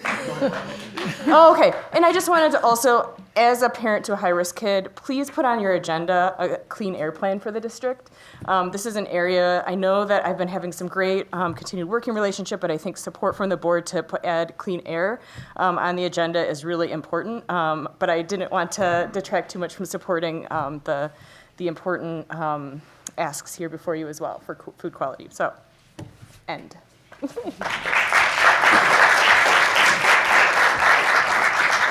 Good evening, board members. Welcome to the new board members. We're really glad to have you. And welcome back. Happy New Year to our old board members as well. We are here in solidarity again with students who you've heard what's going on in schools and their asks as it relates to food. I want to make it clear that we are not against public schools. We understand the difficulty that's in front of the decisions that are having to be made by school administrators around food. But at the same time, we believe that our children deserve better and that we can do better. We are here and will continue to be here asking you to resource the systems that directly affect students. This concerns academic rigor, concerns food, transportation, facilities. These are all students' first experiences, first encounters with schools, and they deserve to be excellent. I also want to make clear, this is not a GRPS problem. This is a countywide problem. This is our first stop. We will be going to other districts around the county and asking for very similar things. And our relationships across the state tell us that this is a statewide issue too. We're conscious of that and making moves to address some of those resource gaps that come down from systems above this one. This is about systems. It is not about individuals, but we are trying to influence decision makers, and they are people, and there will be feelings around this. However, we are committed to inviting you all as decision makers and district administration into continued dialogue around how we can fix this together. Also, students and community have a plan. Money can be diverted back into food service via the revenue generation. We've talked about that. There's still ability for ESSER allocations to influence facilities as they relate to food service. Additional funding can be secured through the capital program that GRPS is thinking about in relation to the facilities master plan. Students and community members have really good ideas around what better school food can feel like, taste like, how it can be prepared and distributed. With additional resources and collective support, we can find ways to make sure that no student has to eat nasty food. At this time, I would like to invite the public, those who believe that students need to have excellent schools in their food, to invite them to stand in solidarity. If you choose to show support for the need for students to have better food, I invite you to stand. This is a community-wide issue. This is a community-supported issue. We need y'all to take action. And at the end of public comment, we invite board members to vocalize their support in support of what students are asking for. Thank you. Thank you.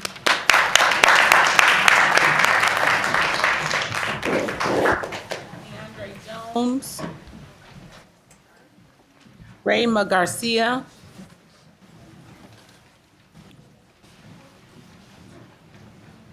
I'm not sure about this, but I'm thinking it's Miranda Ward. Oops. You three will come down and take the table, and then Denavia, I think she left. Okay, you're still here. You can come down. Jesse Eden Hall and Margaret Kearney. You all will be on deck. Thank you. How you doing, everybody? My name is DeAndre Jones, known as D Jones. Very passionate person. First of all, I want to say congrats to the new school board members. Hopefully, you guys make some systematic changes. I didn't hear anybody say organic fruit, though, so I just wanted to say that. But I'm here to talk about esports. I've actually been working with our Kent District libraries. So we have 20 libraries across Kent County, including the one that's going to be built in Rockford, which got $2 million for that. I've been working with our Kent District libraries, and we actually have 14 libraries across Kent County that has the capacity to be esports labs. And then the executive branch in Comstock Park will be a hub where people in the community, whether there's community youth, our Grand Rapids Public Schools students, our senior citizens, they'll be able to do things like video game development, video game design, podcasting, a lot of cool, different, innovative things. I just got connected with an organization that does outsources for video games. And one of the jobs that they had for a company named Twitch, I'm sure it's a lot of youth here that know about the organization Twitch. It's a streaming platform. They got jobs for $287,000. That's a senior level job. I got offered a job for 6 figures, and I don't believe in systems. I believe in people, but people are part of systems, and I can't but say that I believe in you guys yet because I don't know the work that you've done yet. But I believe in people, and I believe that you guys have a true opportunity to really create something that's innovative. I'm going to be presenting esports to our school district, so in a few days. So I'm excited for that because I've been working very passionately, and I believe that we can actually change the economy. I believe we can change the school system. I believe that we can be a world innovative community. It's the second worst city for economic development, and I'm very passionate about what I'm doing. I'm very passionate about just economic development, sustainability, just those things. And so I just wanted to keep you guys updated about these things because those things will intersect. We have the T2C studio. There's students that utilize this, and there'll eventually be different jobs in IT, gaming, broadcasting, a lot of different things where these students will, if they even want to be professional esports players, the opportunities are there. I'm excited. I got this Naruto jacket on. I'm sure some kids know what Naruto is here. I mean, I'm from the hood, but I love anime too, you know what I'm saying? So I break barriers every time I go out in the community and I talk to different people, whether they're Asian, whether they're that white kid that loves to sit on the computer and he watches anime and people call him a nerd. But I think the guy is cool if you actually get to talk to him. And so I've been able to break barriers, and I can't really wait to show you guys just the world what esports can do and just how innovative I am and just my passion for the community and really wanting to see change. And I believe that starts with education first.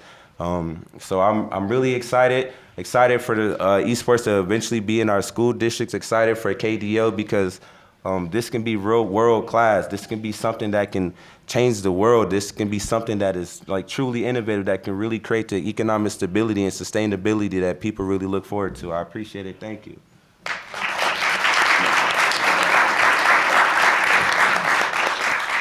I'm Reina Garcia. Buenas noches. Felicidades. Congratulations, all the new members of the board. I'm so happy to see people that I know here, and finally the new members.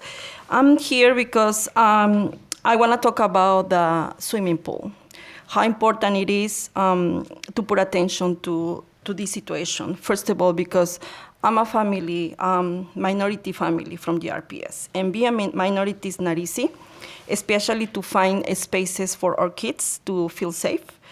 And I remember when in 2020, with the pandemic, my son, he's now in sophomore, he turned as a teenager. It was not easy, that change with the crisis.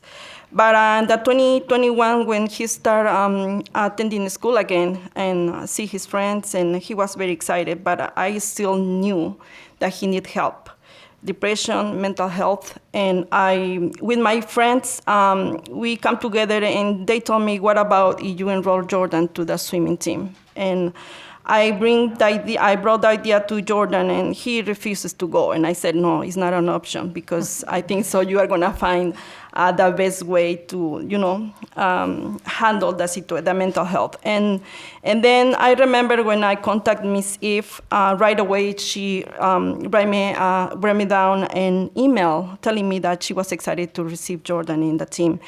And I gave Jordan a week to try. And I remember the first day, he was afraid to go. And also I have another concern, because the team, they don't have a lot of Latino kids there. It was another concern for me.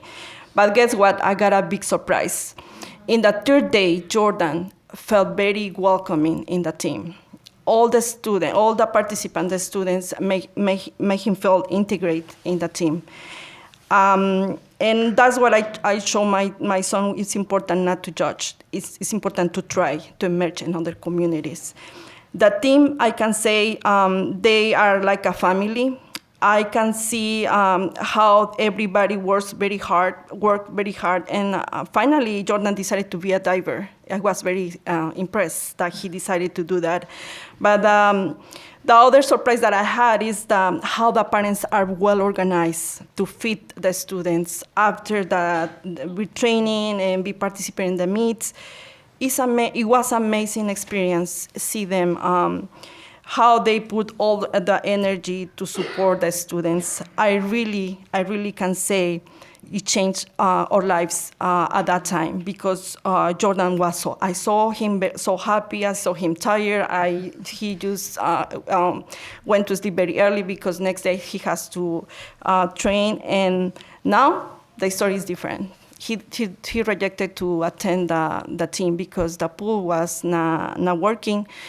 And everything go back again with the same situation in the beginning. So you don't have any idea how this team can change the lives of our kids, minority kids. So I encourage to please give us a timeline, a real timeline to fix the pool, because for me as a mom, it's very hard, that situation, not having something to do like Jordan, not being part of the swim team this year. So that's what I'm here to share, only my story about the changes that the team did to Jordan in his life. Thank you.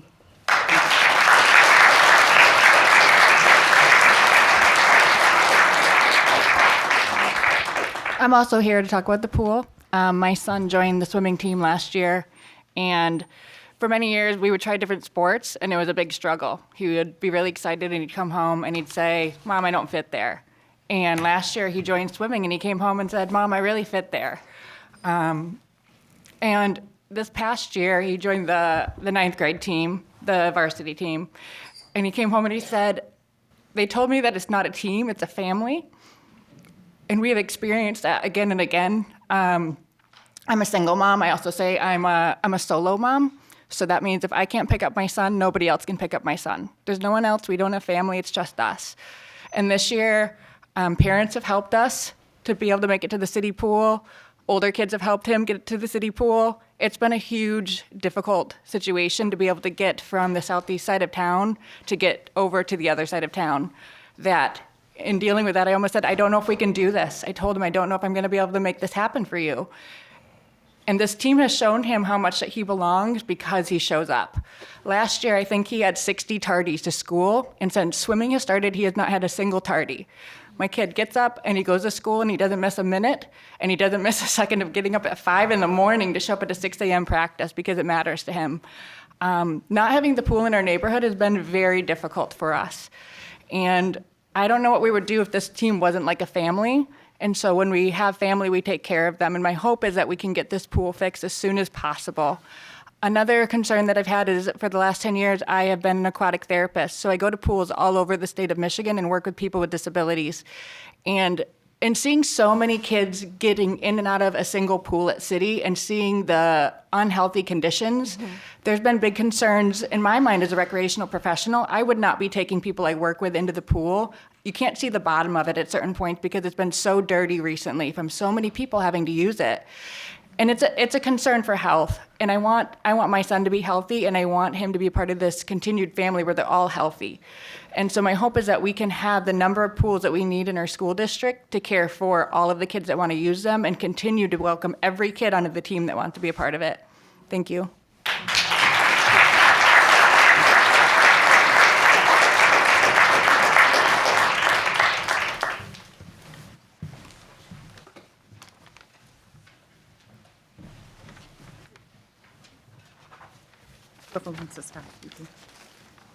Oh, okay.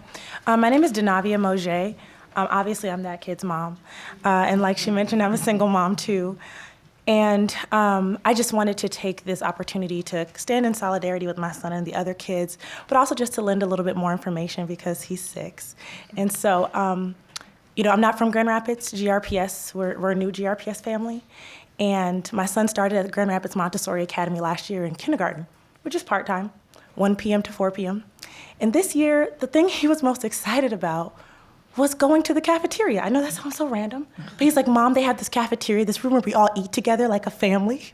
And he could not wait to get to school to experience eating at, I know that sounds so strange. I thought it was strange. I didn't know if it was a magic school bus thing, but he could not wait to go to that cafeteria and eat. And when he came home on the first day of school and was like, Mom, this was awful.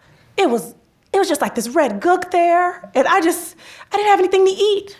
You forgot to make me lunch. And I'm from a small, poor town. I'm from Benton Harbor. Everybody was eligible for free lunch. Everybody ate hot lunch. It never occurred to me that I needed to pack him a lunch. And I started talking to the grandparents, and you guys know how grandparents are, I'm sure. Brandon's not the only child in here with grandparents, and they're like, how dare you condition him through the pandemic with your Gordon Ramsay practice and master chef. And all through kindergarten, he's going to Baxter Community Center. Mom makes breakfast, mom makes lunch. He goes to kindergarten 1 to 4, and then I would take him to Baxter. And at Baxter Community Center, they cook. They have good food. And so my son was not accustomed to strange protein and dairy beverage. He was very much like, Mom, you will not believe it. I don't even know what this stuff is. And I was so disappointed for him. And, when my son reached a point, because in first grade, what you come to school with for lunch can determine what part of the lunchroom you sit in and where you go. So if your cold lunch or whether or not your hot lunch will determine who you get to go with. He would come home and say, Mom, I want to hang out with my friend Jameson. I'm going to be hot lunch tomorrow. And I'm like, oh, okay, I'm not going to pack you anything. And he would come home starving. And then there would be days he came home with hives all over his face. And I would say, what did you eat today? I would try to go to the menu to understand what he put in his body. And the menu isn't even written in a way that you can really decipher what they fed your child. And so I've just been so thoroughly disappointed with this process because he's a kid, and I trust GRPS with my baby. And to hear that other kids have been having this issue with school lunches and advocating around it, and even to learn from UCC that it was the #1 issue for a lot of students that were surveyed makes me feel like this is more than urgent, that we need to make sure our children are having real food, healthy ingredients, And of course, everything does not have to be gourmet. That's not an expectation. We understand this is a public school, but there absolutely need to be foods that they understand and can eat, and that they're familiar with, and that they're used to, and that are healthy. So thank you for listening.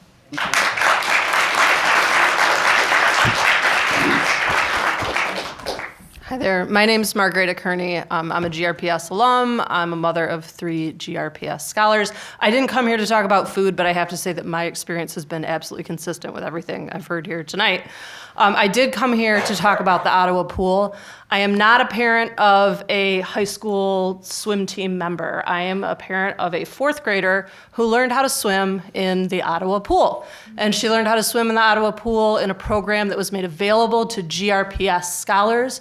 She was with other GRPS students from, around the southeast side, and she was able to learn how to swim in the Ottawa school. She's continued to do that, only this year the pool's closed. And so City has been the alternative, but because we've got this great swim team that's practicing at City, they've pushed her out to East Kentwood, which you probably know is quite the haul. It is impossible on many nights and incredibly inconvenient on other nights. It is an absolute barrier for elementary school-aged kids who need to learn the life skill of swimming to be able to participate in this incredibly important offering that GRPS has. This is an issue, and the board should treat it as an issue that impacts more than just one swim team. It impacts our entire community of scholars. I have picked up a couple things tonight listening to the parents. One thing is that while the district appears to think that it's been moving in a timely fashion, that this delay has really been unacceptable, and communication of the timeline has been absolutely insufficient. Further delay will only risk more problems and only end up being more costly. I'm concerned that the availability of the City and the Union pools will be seen by the district as a reason to slow things down and as an acceptable alternative. I think that the parents who spoke here tonight have made it clear that it's not. The facilities aren't appropriate for the number of students who use them. It's also not an equitable solution because it's just not available to our kids on the southeast side of the city. So I appreciate the time and attention that you all are paying now to this issue, and I really hope to see a firm and clear timeline set to get the Ottawa pool up and running again. Thank you.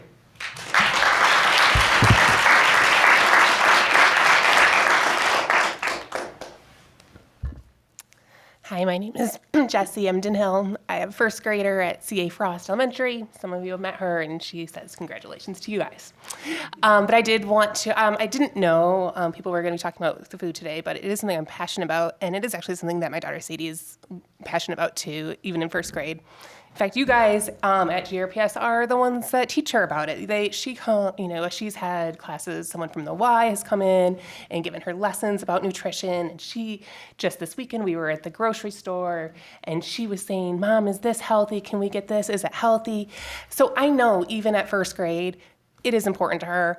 And I'm blessed to have not picky eaters. She does eat the food, but I know she would prefer to have something healthier if that was an option, and she would feel good about that. So I'm very happy, Dr. Roby, that you did say that this is something you're addressing, and we'll hear something by the, in a timeline of the end of the month to early next month. I do appreciate that because I just echo so much of what other parents have said. Other little ones, like my daughter is 6 as well, and I'll keep it just quick because I know everything has been very well said. But I did want to do one more, and one little 1st grader who's probably at home in bed also agrees. So. All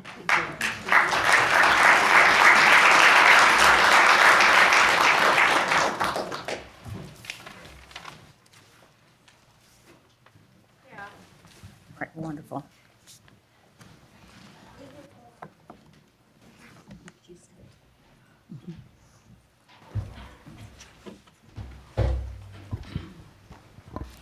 Hello. First of all, also congratulations to the new board members. Just really excited to see what direction that goes into, and also hope everyone has pretty good holidays. My name is Saida, or Bet Saida, and I'm showing up as a Grand Rapids Public School alumna and also community member that cares about our public schools, students, and families. I'm also here as an older sister of three current GRPS students. And I really appreciate the solidarity among students from different districts who show up and support each other. I think that really speaks into how community care is very important, and also how this is an issue that not only GRPS is facing, but other districts are as well. And I think learning from each other and growing with each other and sharing those resources and information is a really important aspect of this. And so I think that was really uniquely just showed amongst the students that are here tonight and what they were able to share with us. Food is an integral part of our schools and an intersectional issue. Now more than ever, there's an opportunity for us all, students, families, decision makers, community members, to come together and reimagine the current state of food. I'd like you all to consider the last time you were present in a lunchroom, where you waited in a line, interacted with the lunch, and experienced the cafeteria. This is a call for us as a district to make students and families decision makers in the process of co-building our reimagined school foods. For students and schools, reimagining our lunches is an opportunity to explore curiosities about the land, history, and culture of food. It is another opportunity for conversations around green space, culinary interests, culture, foraging, gardening, and more.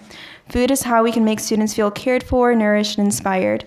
I hope to see further collaboration, deep connections between districts, students, and families to bring forward the vision of nutritious and appetizing food. We are all here in this space because we want to be part of Grand Rapids Public Schools and care for the students, for our community, and for their future. And a lot of these interactions not only take place in school, but they're carried out into people's personal lives. So I'm really excited to hear about the steps that we're moving into in the direction of supporting diverse, nutritious, and innovative lunches. I really look forward to for families and students to be looped in on those conversations and for clear communication. And I'm really looking forward to a lot of those changes. Thank you so much for your time.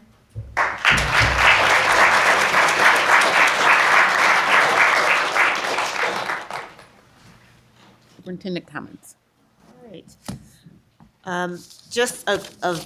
Did we miss you? Well, I don't have a ticket because I got here too late. I was at swim practice. Oh, okay. Go ahead. We'll make an exception for you today, sir. I also had a card, but I don't know if it got missed or if you chose not to. Let's see. Jennifer Peterson. Jennifer Peterson? Yep. Ms. Peterson, you can come up to the table as well. Hi, I'm Lucas Fritzma. I speak on behalf of me and my homies on the Ottawa Hills Swim and Dive team. As you know, our pool has been broken for way too long now. Every swim group that normally would be at Ottawa has been stuck with the disgusting, poorly maintained city pool this whole time. And due to breakages, our team has lost 33 hours of pool time so far this season, almost all of which could have been prevented if we had our normal pool. We deserve better. We have won our last two conference finals, and our team's grade point average has consistently scored above 3.0. GRPS should be proud of their team. I believe we deserve a clean pool that doesn't have junk covering the bottom of it. I believe we deserve a facility that doesn't break down on us when we need it most. I believe we deserve locker rooms where the showers aren't literally dangerously hot. I believe we deserve touchpads, drinking fountains, and lane lines that actually work properly. We believe fixing the Ottawa Hills pool should be of utmost urgency, not just for the purpose of the Ottawa teams, but also our partners. GR Aquatics use the pool for club swim practice and swim lessons, and GR Parks and Rec has expressed interest in working with us to bring a year-round pool experience to people. We will do anything in our power to get our pool back. We want to work with you. We want to work with our partners. We want to raise funds, anything. Thank you.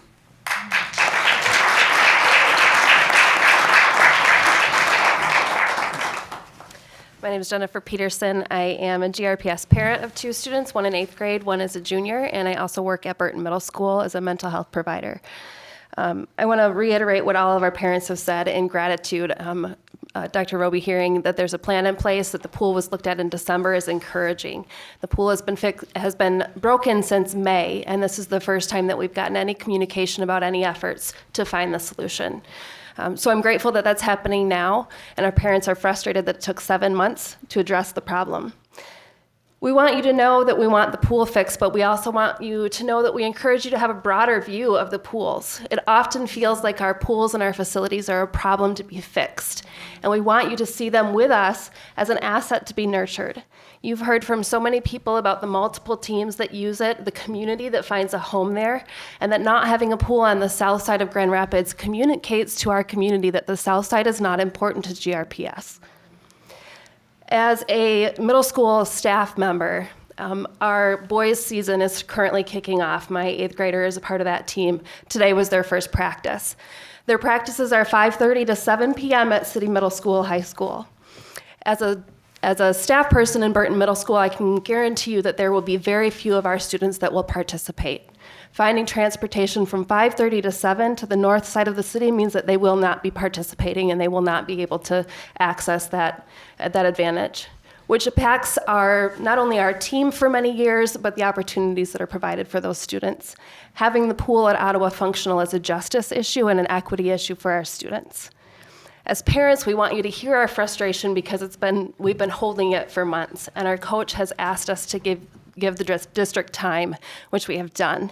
Last Monday, when the team came in to unexpectedly find the city pool half empty, felt like a breaking point, not only for us, but for our coaches. And we want to advocate for our coaches as well. We haven't heard about them. Our coaches invest in immense amounts of their talent and their dedication to create not only fantastic swimmers, but fantastic students and fantastic human beings. And it often feels like they're rewarded with roadblocks. So I ask you to encourage our coaches by having open communication about the process, by being as excited as they are about our programs. And I also want to end with making sure that you hear that we are also your assets in this process. All of the parents who have come to speak for food tonight, to speak for the pool, we are partners with you. We understand that a $500,000 repair is not anything to shake your heads at. It's not a small ask, but we are here to say we need it to happen and we need to help you with it. We need communication from you to know what the problem is that we can help you fix and how we can walk alongside you to do that. Please include us in the process.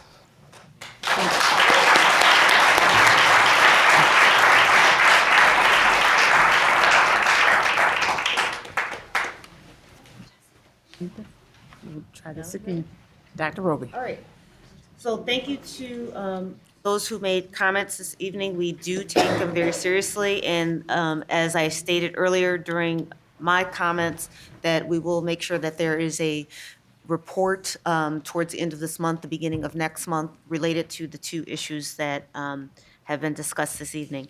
Just a huge thank you to our schools that hosted our new board members. We had the opportunity for our new board members to participate in the day in the district and had an opportunity to see our young people and our staff proudly showing the work that they do on a regular basis. And we saw young people, scholars, using their minds well, demonstrating leadership, explaining their programs, and giving tours of their buildings, as well as our building principals and assistant principals, proudly showing the different things that were taking place at their schools. And so just a thank you to those staff members and to those scholars. And that concludes my announcements for this evening. I put a card up there. My name wasn't called. What is your name? Dighton. Okay. Come forward, sir. Thank you. Is there anyone else we missed? As we clearly have had a little hiccup here with our cards today. If there's someone else that we have missed. We don't want to close this meeting without having had an opportunity to have heard from you. All righty, I think then you're the last oversight. We apologize. And you can start your 3 minutes, sir. All right.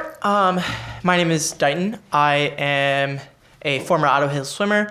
A little bit of background, I've also worked in aquatics pretty much my entire working career. From working at the YMCA, I have been an assistant coach at the South Middle School swim team. I have been a lifeguard and swim instructor, Grand Rapids Parks and Rec. My little brother learned to swim through Grand Rapids Aquatics.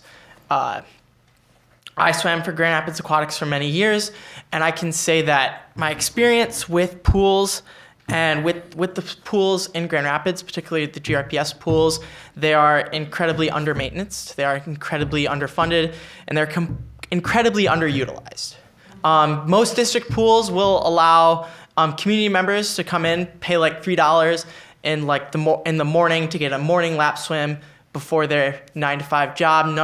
None of the pools at GRPS offer that service. That is just one example. Swim lessons to community members, swim lessons to students.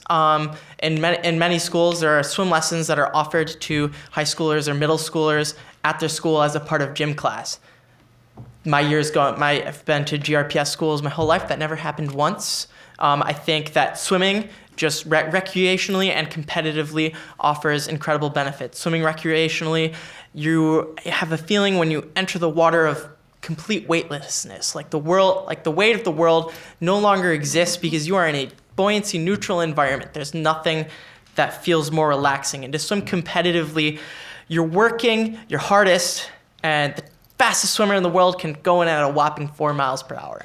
You're accomplishing something that the human body is not meant to accomplish, and there's really no feeling more gratifying than doing something you're not supposed to be able to do. So swimming competitively is something that should be cherished, something that should be invested in. Nothing teaches you more about work ethic. So I think the fact that all of these pools, we've let countless problems happen to them. There was a girls' season where a few swimmers' hairs turned green because the chlorine was left too high. We're talking about this season now where the Ottawa Hills pool has then been down for 7 months. Union's high school team has opted to, instead of practicing at Union because of Union's unreliability, chosen to go to with slightly more reliable City High School, which, as we have discussed, just went empty on Monday. The pools, it's not just Ottawa pool's been broken for 7 months. This isn't the only thing that we're talking about. The pools in general are all ticking time bombs. There was $20 million in a millage passed, and I understand a lot of you guys are new board members and you guys didn't have access to decide where that money went, but none of it went to the pools. When that millage passed to get extra money to upgrade school facilities, none of it went to the pools. Aquatics at GRPS has been underfunded and underutilized for over a decade now, and it's now finally coming to bite where this incredibly expensive damage to Ottawa is happening. And it's been a long time coming, and I hope that you guys use this as a wake-up call to fix your pools. Thank you.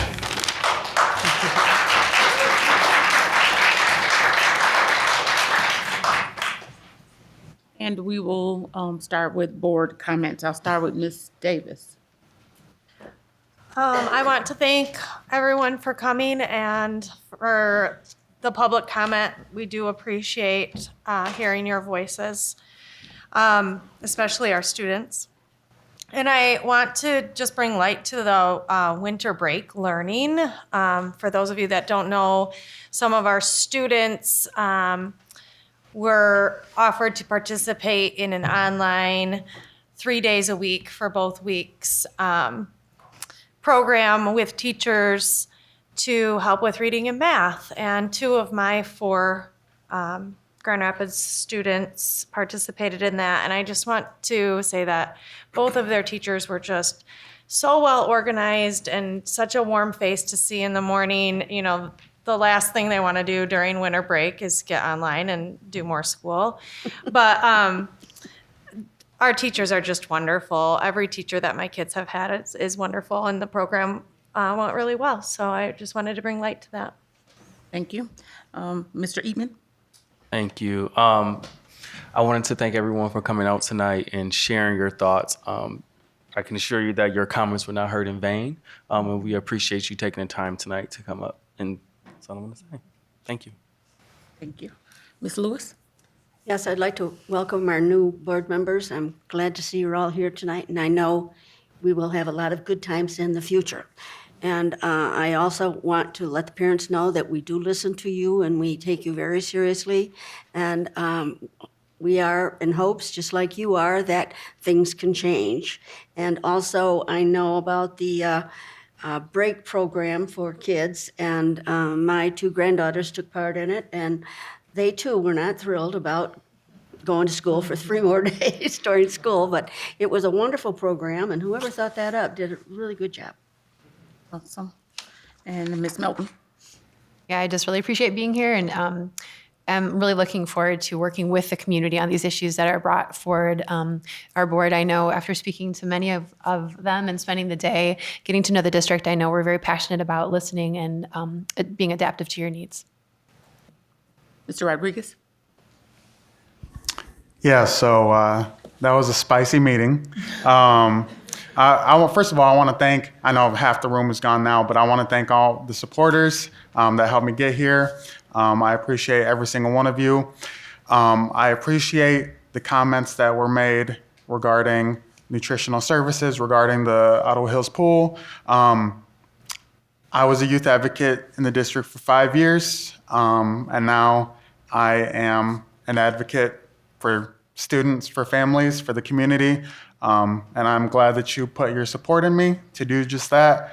And so, again, thank you for your comments. Feel free to reach out to me anytime. My information is on the website. But yeah, thank you everyone for your comments, and I hope to continue to support the things that you want to see change in the district. Mr. Ross? I guess similar to what's been offered, just really thank you for the folks who took the time to advocate for something they feel is important, particularly modeling for our young people. It's definitely always a joy to hear directly from our young scholars, whether it be, good news or less than good news. So definitely continue to do that. And as it was also offered, I think, every single person on this dais really believes in the same things that, frankly, you all believe in. And again, as someone said, it is sometimes slow to change course, but I guess know that that course is to be changed, is underway. And I guess ask for some grace and some patience in that process. Again, even beyond the frustration that I know many people are experiencing. And I think otherwise, I definitely want to give a shout out and some love to the Union Drill team for their state runner-up piece. I know they're not in the room anymore, but definitely wanted to recognize that, as that I think is probably a first for GRPS. So thank you to those young people and to their instructors. Wonderful. Ms. Shaki? So at 5:10 today, I drove my 6th grader to City for his first day of dive practice. And we were talking about why Speedos, and did you know that they shave their arms and legs sometimes? Because I too... For the championship, right, not all the time. Thank you for that clarifying point, yes. I too was a high school swimmer, and so I feel a lot of bias in your advocacy today. I know how important this is. And I'm a proud parent of an Ottawa Hills athlete, not a swimmer. She's a volleyball player. What I wouldn't trade for the world is her team and the beautifully diverse, amazing humans that she gets to play volleyball with. Like you, as I travel around our community, I would change our facilities. And I hope that I have the chance to change our facilities as we move into these next several years of making really difficult, complicated decisions about our facilities. And so as a fellow parent, I ask each of you to come alongside us as we move through this process.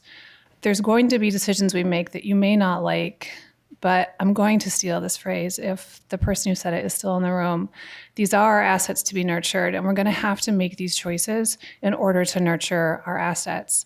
I'm with you. I believe in our athletes and our programs and our coaches. We have more work to do. That is why we are embarking on this really challenging process over these next couple of years. So please, please be advocates in the community for the decisions that we have to make. Support our foundation, who is raising money for our programs, because $500,000 is a lot, and we know we need more to bring our pools and our facilities up to where they need to be. So thank you for saying you're willing to come alongside us. We are willing to come alongside you too. Thank you very much. Mr. Lickett, do you have anything? It was amazing to see the scholars come and advocate for things that they're so passionate about as a scholar myself. So I was really happy to see that. And then congratulations to the new board members. I can't wait to work with all of you. Thank you. Thank you. So, I'm sorry, Ms. Wade. I am so sorry. Okay. I'm gonna check everybody on my list next time instead of assuming that I've reached everybody. Ms. Wade. Okay, thank you everyone for coming out and all the support, and I'm excited to work with everyone up here. The stories today were very eye-opening and inspiring, and I was so happy to see my little Braylon advocate for himself today. And I am excited to work on improving the meals and the food in our school district because I don't feed my daughter every day when she get home. So that might be the only hot meal she really does get. And I'm tired of spending money to order because she wants to order food to school, and her Uber Eats and her little bank account is just dwindling down all the time from work. And so I'm excited to help with improving the meals that we provide for our children. And I like to take responsibility for the great meals talked about at Baxter Community Center. Shameless plug. And Marta, I really want to learn more about clean air. Hit me up. Wonderful. Well, this was a welcome to this position, so I guess I will keep my comments short. Congratulations and welcome to all the new board members. I want to thank everyone who came out to speak and share your thoughts with us or send us communication. We know it can sometimes be intimidating and people use that as a reason maybe not to come. But I want to thank you for stepping up and showing people that it ain't so bad if you do it. So thank you. And we appreciate your time. We appreciate you missing dinner to be with us. But your advocacy is important and we appreciate it. Thank you so much. Meeting adjourned.